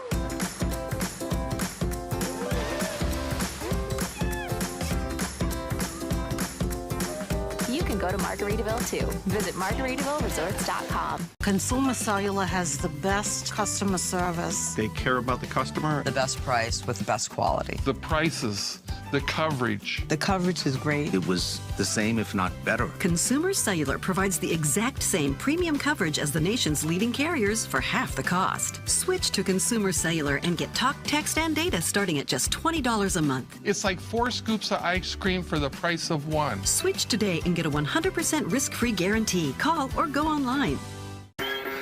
If you run, if you spin, if you jump, walk, hit, climb, hustle, or just move, you bounce.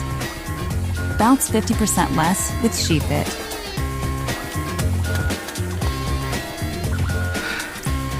We got you, because we are you. SheFit.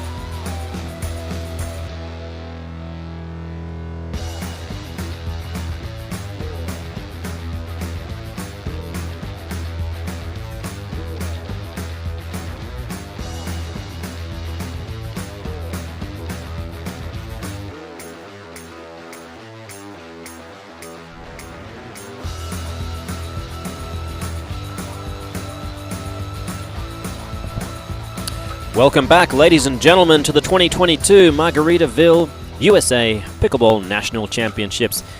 This is, of course, Championship Court 3, and we're back into the men's pro doubles, where Matt Wright and Riley Newman are going to take on the veteran Kyle Yates and one of the newcomers into the sport, Julian Arnold. Happened to catch some of their earlier round match against Dawson and Smith, and it was electric. They are showing some impressive pickleball out there. However, obviously the hot favorites in this one is going to be Wright and Newman. We are at the beautiful Indian Wells Tennis Garden. There's 150 grand up for the taking here at the Nationals. It's the strongest competition in all of pickleball. We are in the penultimate day of proceedings here, and it is sponsored by Franklin. Good old Franklin. This matchup promises to have some serious fire. If you haven't seen Julian Arnold on the court, he's become known as Andiamo Arnold. He is incredibly vocal, so much speed around the court. I don't think there is a more agile and quick team than Yates and Arnold. You're going to see foot speed. If you blink, you're going to miss 12 steps. So, referee's getting proceedings underway, and it'll be Yates serving to Matt Wright, former partners.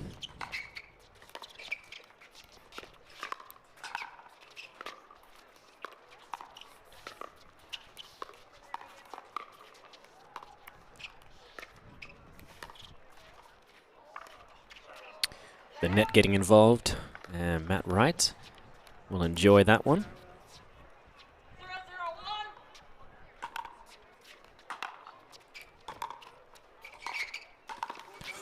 Oh, could have got a small freight train down the line there, but the net was there.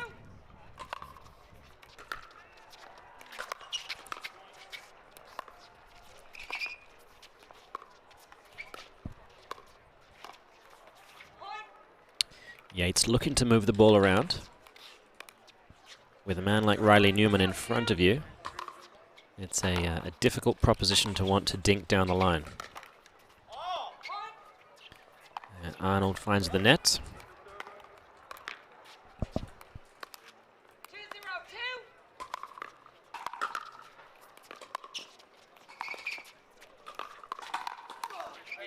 And a good squashing forehand from Yates. He's one of the players that very early on in his career, he figured out how to open up that forehand side and protect himself from one of the typical kind of attacks around the sort of right shoulder, right hip area. Very good tactical knowledge. So if anyone's going to be able to figure out the kind of strategy that's required to beat this juggernaut team of Newman and Wright, it'll be Yates. Hopefully Arnold will listen to him.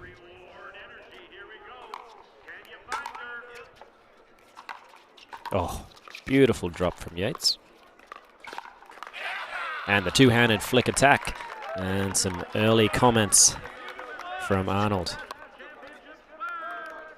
Anyone who's ever watched Matt Wright knows that he will never back down from some words. Often starts them. But yeah, we'll have to get a decibel meter out in the court to see who's going to be able to shout the most. I am looking forward to a little fireworks.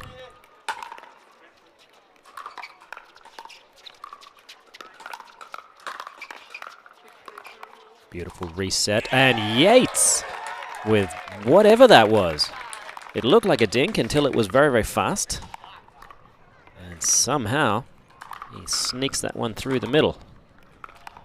As they say, down the middle solves the riddle. No one's ever actually said what the riddle was. If you at home can tell me what that particular riddle is, then that would be great. And there's an angle that a tall man can only ever reach.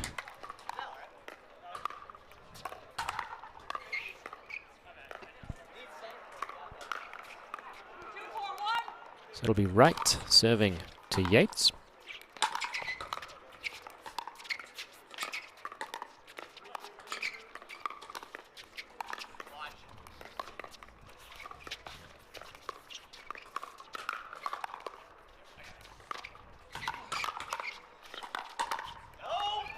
Yates continuing to be very aggressive, and at the moment Matt Wright is not sitting with his backhand ready, so Yates has found a good spot for his attacks to come, but it's usually only a matter of time before Wright adapts, and that ball is around the post. But Arnold ready to clean up the mess. Nice work.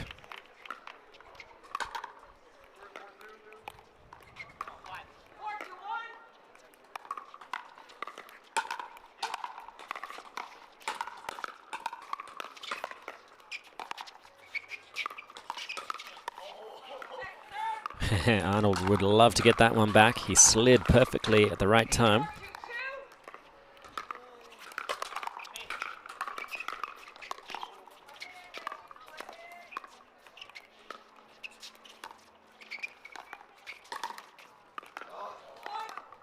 Wright with one of his patented forehand flick attacks. Didn't quite make that one, but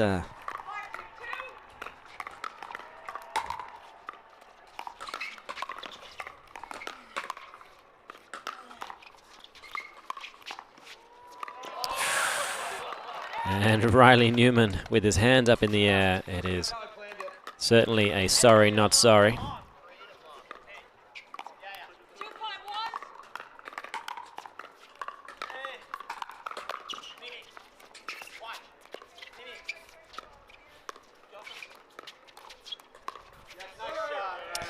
The two young bloods bouncing around like jackrabbits. In the end, there was a gap.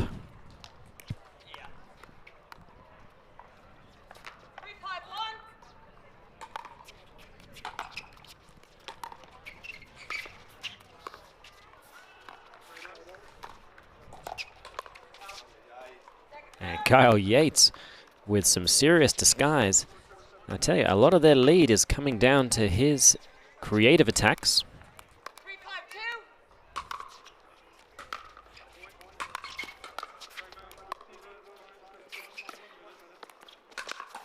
Oh, wow. Yeah, fair enough. Get the crowd involved. That was crazy. That ball landed in the kitchen. It was an around the post to Ernie, to clean winner, to what are we even doing here? How the game? What is this, Padel?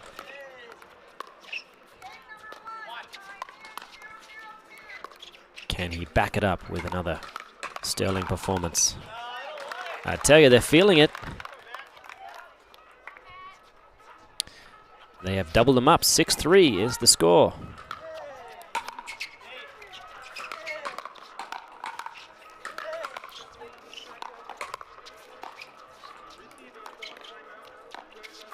The lob is long, unfortunately.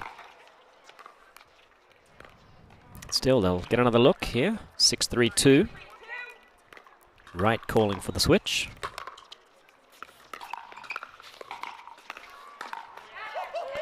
And Julian Arnold letting his opponents know that they better wake up.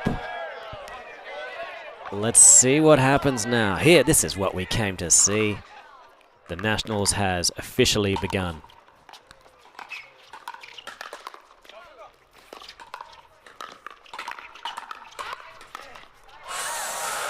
Let's see if there's some comments. There usually is. Many have started a fight with Matt Wright. Not many people have ever finished it.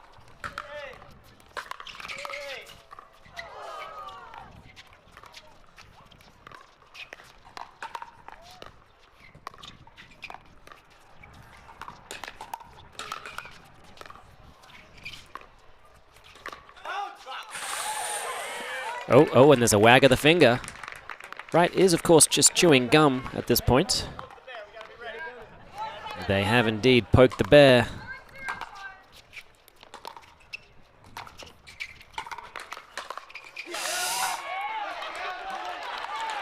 he shouldn't have done it. Newman and Wright just keeping them in their place. We'll see whose adrenaline gets the better of them. Likely all 4 players.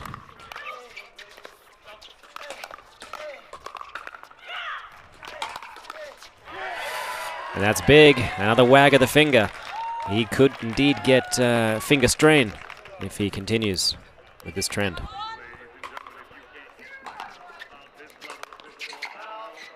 That ball sails wide. Still, they have managed to get back within 1 point, and they have another serve.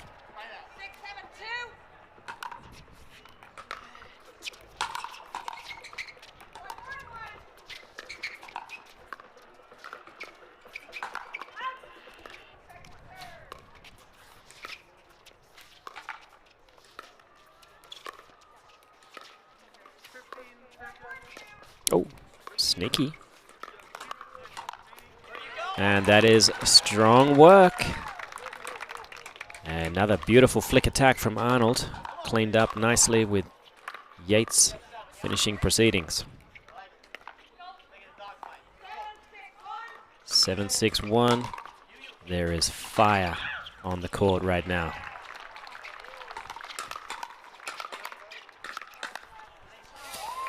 And it continues. It may become lava. 8-6.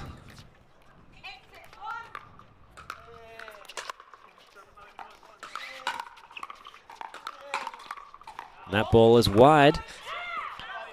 And the driving prowess of Julian Arnold, who will be competing for the singles final on Sunday. So you're going to want to watch that. This kid's going places. That ball just wide. I think the crowd would love to see an underdog story come through. Borderline Cinderella story.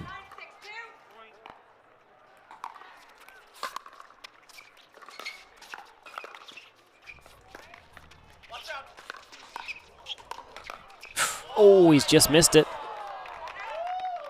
Inches away from greatness. But that has given the ball back to Wright and Newman. They have calmed down. They've cooled themselves off a little bit here.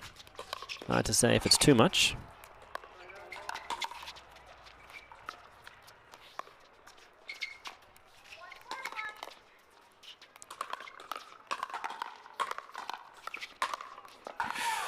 That's big play for Newman and Wright. Remember, they have to remind themselves they don't have to beat Julian Arnold to beat Arnold and Yates.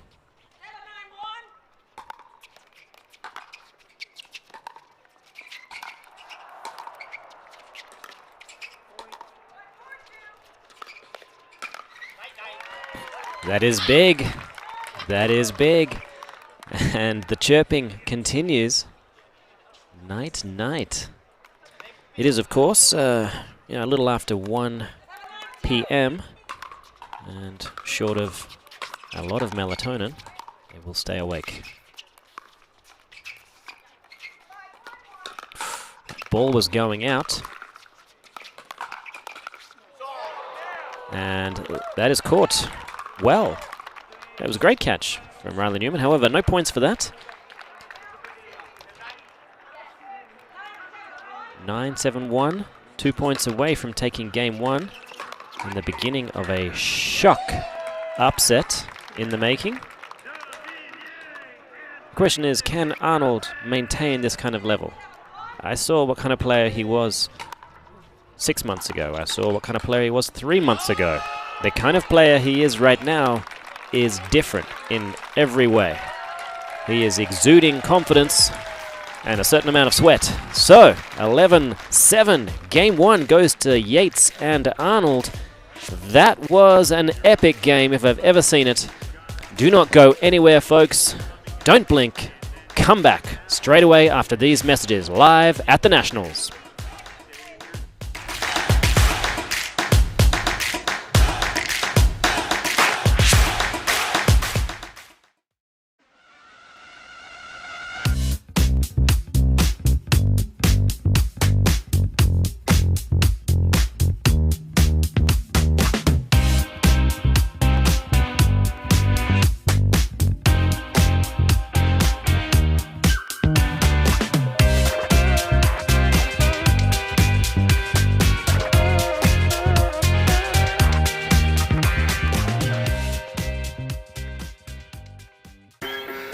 If you run, if you spin, if you jump, walk, hit, climb, hustle, or just move, you bounce. Bounce 50% less with SheFit.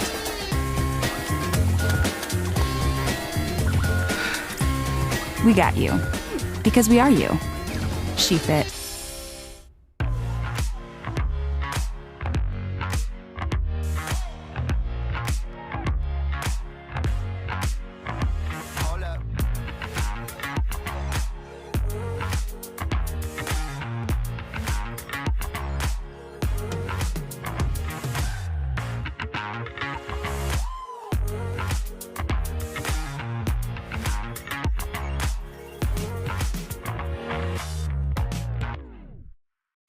Match point, it's all up to me. Nothing can get in my way. And when they ask, what are you gonna do next? I'll say, I'm going.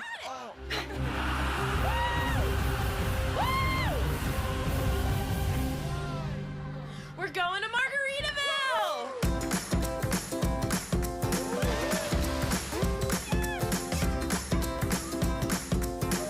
You can go to Margaritaville too. Visit MargaritavilleResorts.com.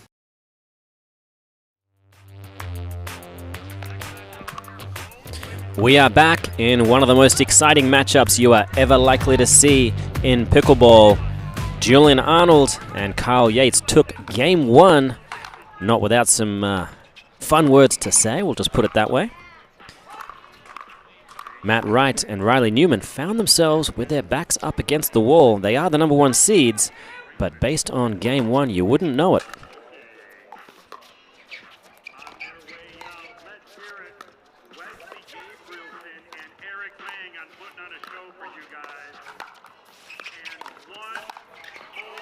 Strong work from the young guns.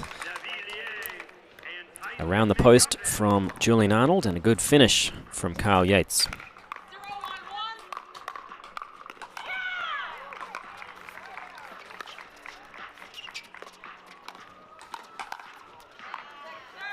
Good quick attack.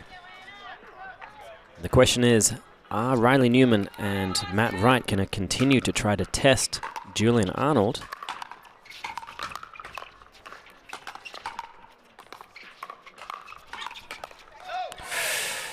Because that seems to be what's happening. And you generally never see Riley Newman getting hit by a ball. It's happened twice in the last 5 minutes. And a good leave. There is adrenaline flowing on the court right now. Machismo just everywhere.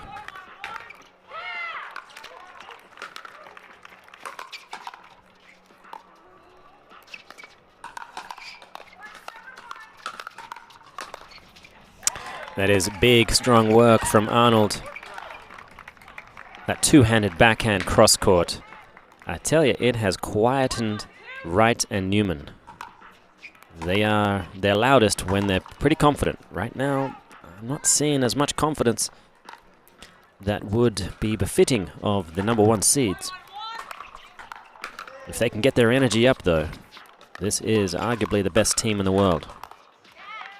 Obviously, Ben and Colin have a strong argument. They have been the dominant players in the PPA Tour.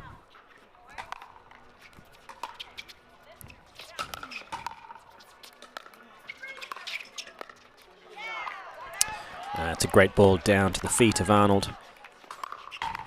They're looking to really keep him back.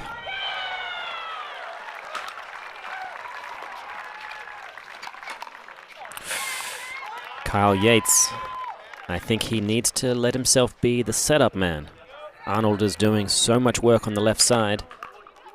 If Yates tries to get too aggressive, that's easily what can happen. Oh, and the net gives him some love. Just trickles over. Wright not able to use it to go around the post.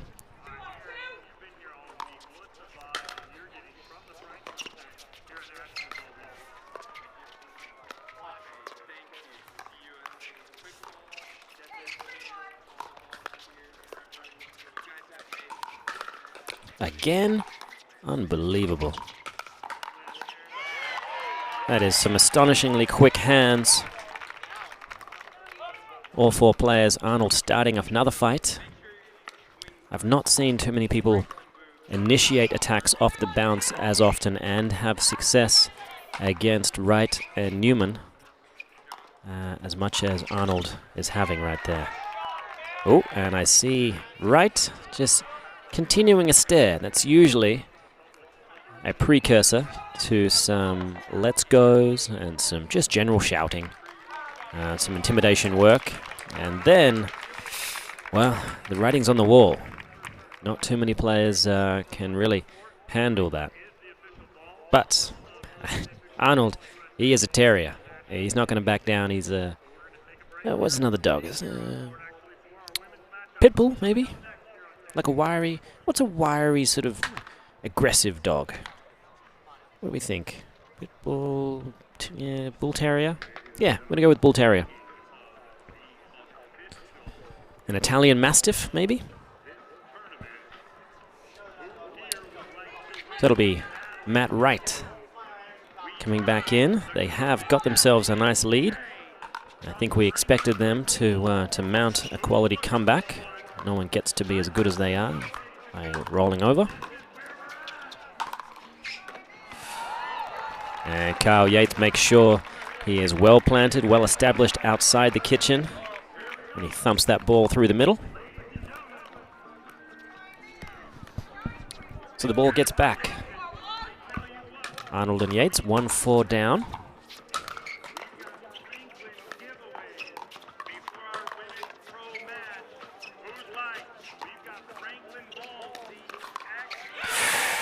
And here it comes. Arnold getting hit by that ball. I think all four players reminiscing of their high school days playing dodgeball, just wishing they could give one more go at it.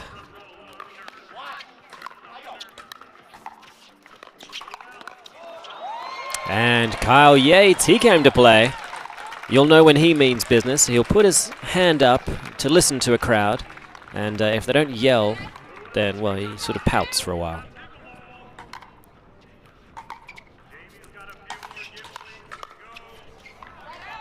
Good attack.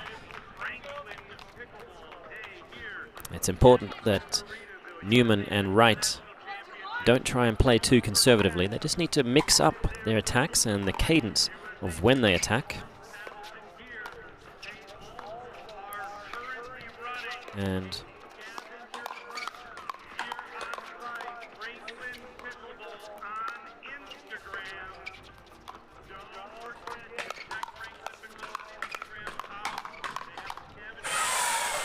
amazing hand speed, all four players. In the end, Yates finds the net, and that gives a 3-point advantage.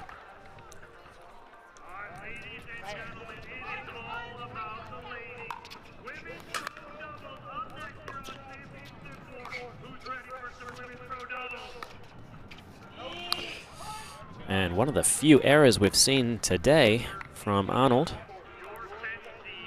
He loves the power game.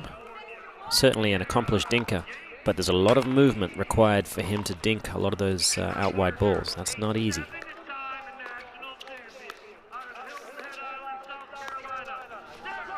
When you look at the foot drag on the right side, he's gone through 3 pairs of shoes today. Kyle Yates just complaining to the referee about something in particular. Not quite sure what it was. Something to do, I think, perhaps the speaker or the announcer. 7-2-1.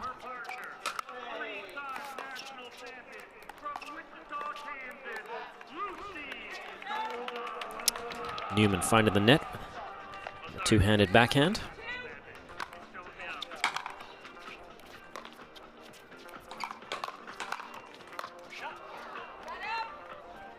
Once again, so Yates and Arnold, they've got some work to do.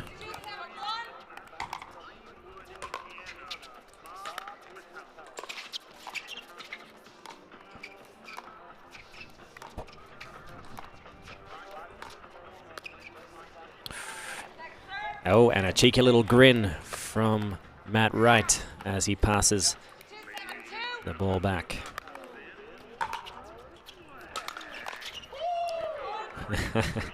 Arnold is loving that forehand.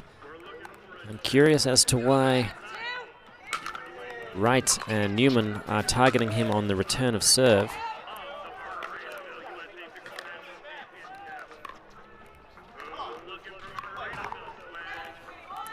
Yeah, there's one argument for keeping that player back, but it's usually when that player has so much height and reach that they make it impossible to get the ball away. And that is a beautiful overhead from Riley Newman, using all of his 6'3" frame to get that ball down in a hurry. 8-3-1.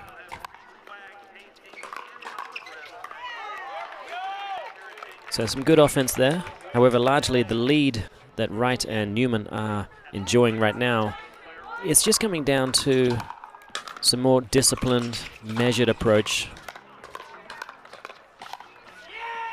and picking your players.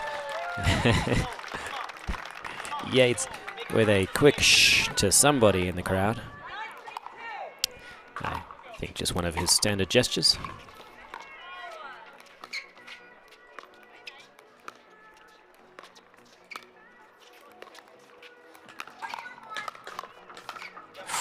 Oh, he had it. He's been so successful with that combination of attacks.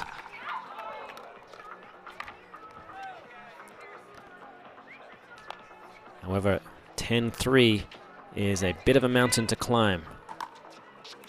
Wright and Newman looking to close out game 2.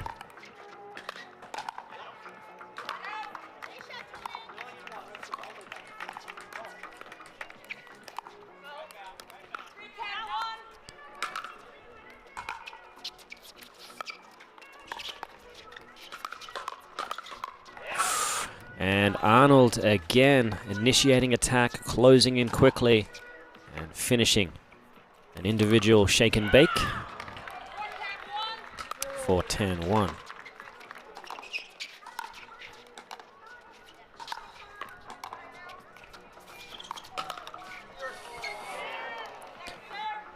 To Wright's credit, he has been much more cautious about attacking Julian Arnold. That's one of the reasons why they haven't bled too many points. Adrenaline getting the better of him. His competitive nature in game 1. So now looking to close out game 2 once again.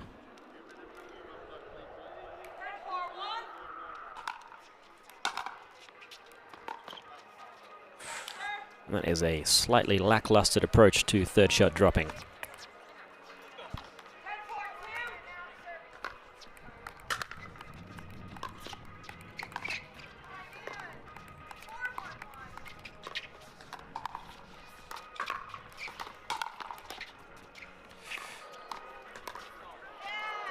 And a great measured rolling attack. Cooler heads did prevail in game 2. Not too many of the antics we saw in game 1. I kind of miss them personally, but I'm sure we'll find them right back in game 3 after these messages. Do not go away. We're live at the Nationals.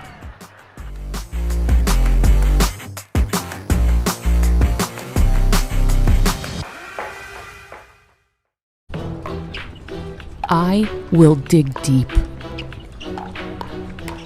I will crush this game. Athletes know nutrition drives performance. I will not slow down. Superior Lab supplements help you power up and recover faster. I will never surrender. Superior Labs is a proud sponsor of USA Pickleball.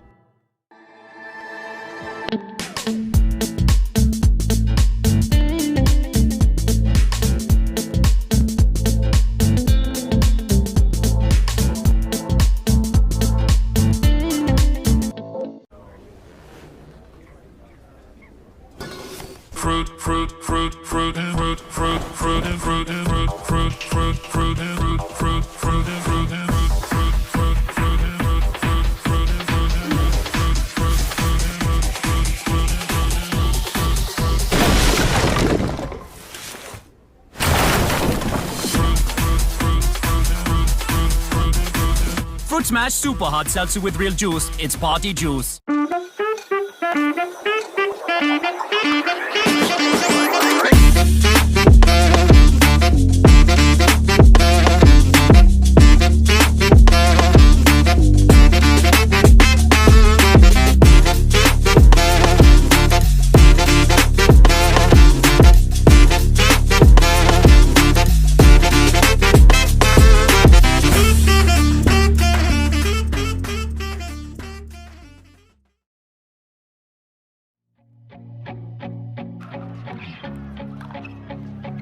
We're back at the 2022 Margaritaville, USA Pickleball National Championships.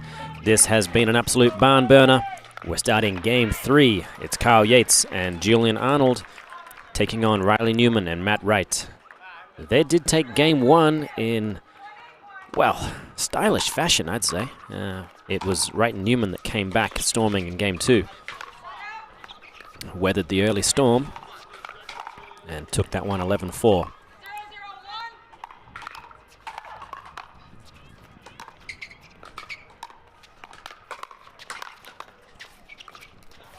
Good pace through the middle there. The winner of this does book a spot in the semi-finals.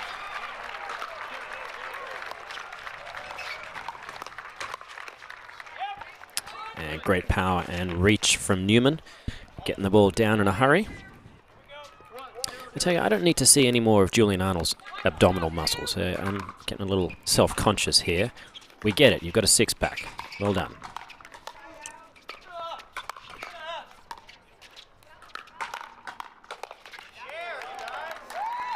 Good, powerful work.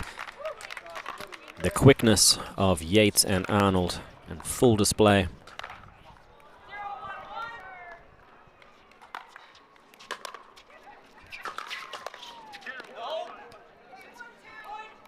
Arnold hoping to catch a quick stare on the way out.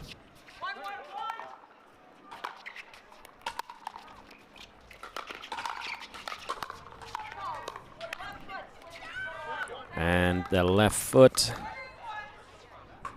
of Julian Arnold. Him showing off some fairly rudimentary breakdancing skills. And a similar forehand. So 1-1-1, as we say in the desert, Highway 111. He's just missed it. I tell you, the blood is running hot right now. Very easy to overcook those balls.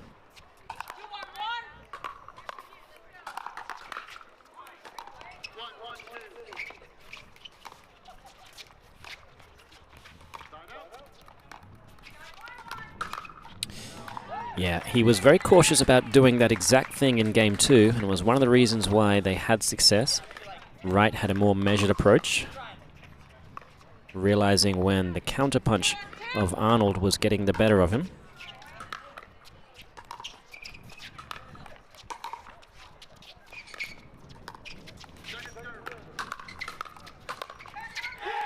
And that is a beautiful shot from Riley Newman. Thread the needle down the line. And I think Yates thought perhaps it was going wide. Paddle was pretty close to the contact.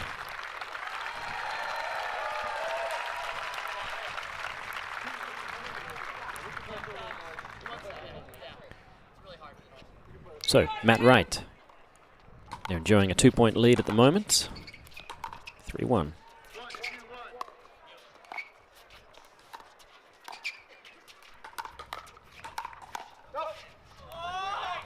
On that occasion, Wright finding a good spot in the body of Arnold. And suddenly, 4-1-2.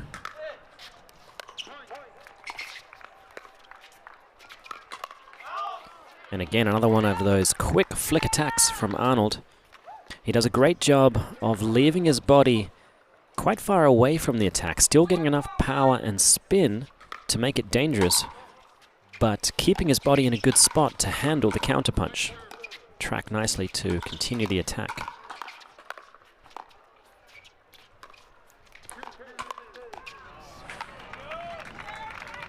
Yates had no business attacking down the line on that one. let's be honest. We've all met Riley Newman before. The man is nearly unattackable.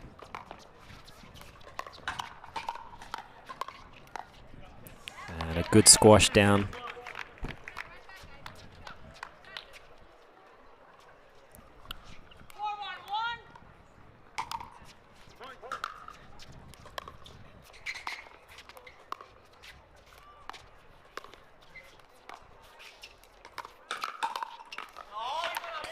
Matt Wright doing a good job initiating that flick attack.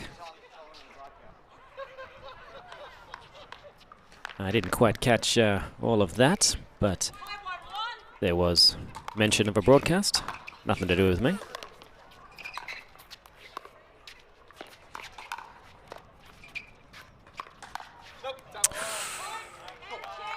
Oh, and there's some finger wagging and some gum chewing. 6-1 is the score, so they will get the switch. If they can get this next point, it could be a very tough battle for Yates and Arnold. However, such confident players, if they can just muster a couple of points in good, stylish fashion, then anything can happen. Pickleball, like many sports, but I think so much in pickleball because you're so close to opponents, it is a game where you're stealing just little inches of confidence. Every time you gain some, you take it away from your opponent, and vice versa. However, players who are innately confident in their nature, they lose confidence less quickly, and they gain it much more quickly than those who aren't quite so confident in general.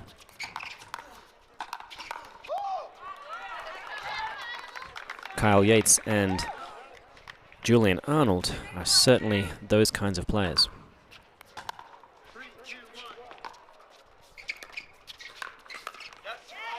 Oh, great flick attack. Catching the young blood while they're moving.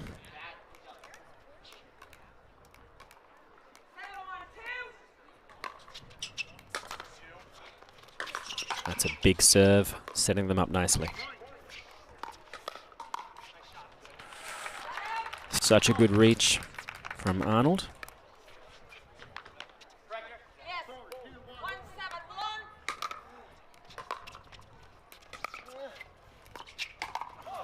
And Kyle Yates, he's walking towards the crowd, thinking about getting a drink, possibly a towel off. No, he comes back to play. That's good.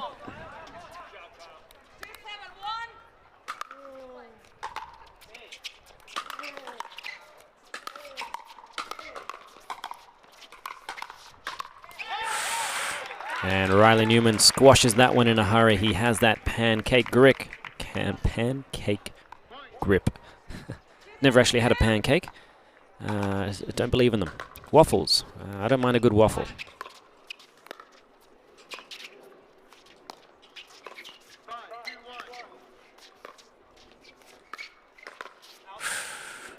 And that ball sails wide. Again, just giving some extra confidence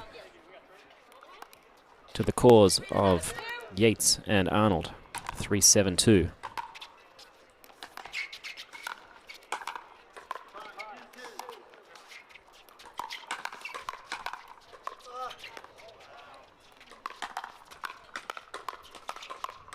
Look at this.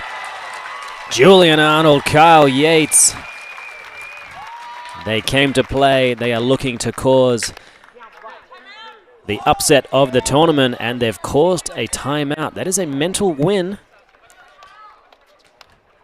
Riley Newman and Matt Wright looking to stop the bleeding. I tell you, Arnold, that man was born caffeinated.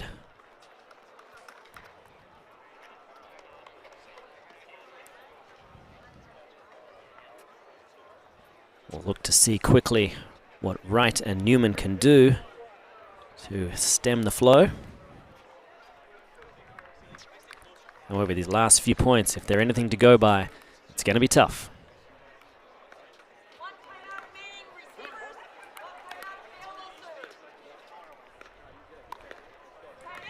So time is back in now.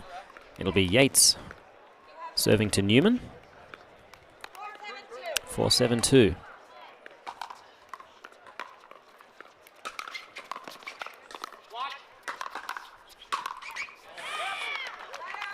That work in transition, just needed to get the ball down, but it is incredibly difficult against Team Tall over there.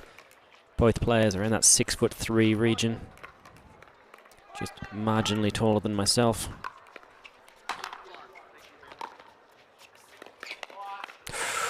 And Arnold with a rare dink error.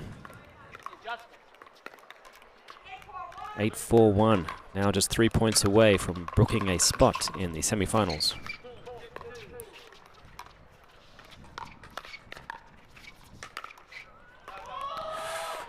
And that ball is wide.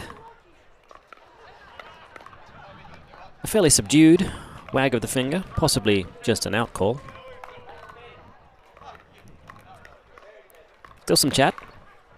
Newman asking if the two blokes are done.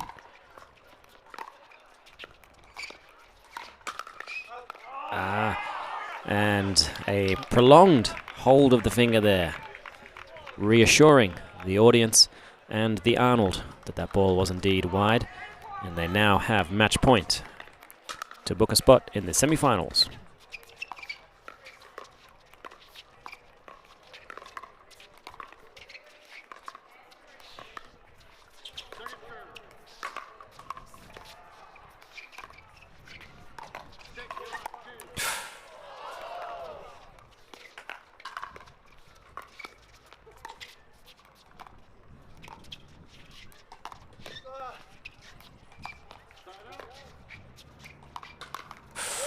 And Yates continuing to sustain the attack. He looked like he kind of saw someone in the audience there, but probably not, just sort of hoping to get some approval.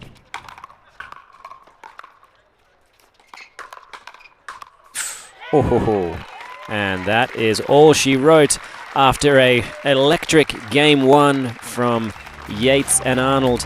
It was all Wright and Newman who will go forward. They'll look to play the winner of Wilson and Kohler versus Fraser and Hewitt. Do not go anywhere, folks. We're at the Nationals, Indian Wells Tennis Garden. We'll be right back after these messages.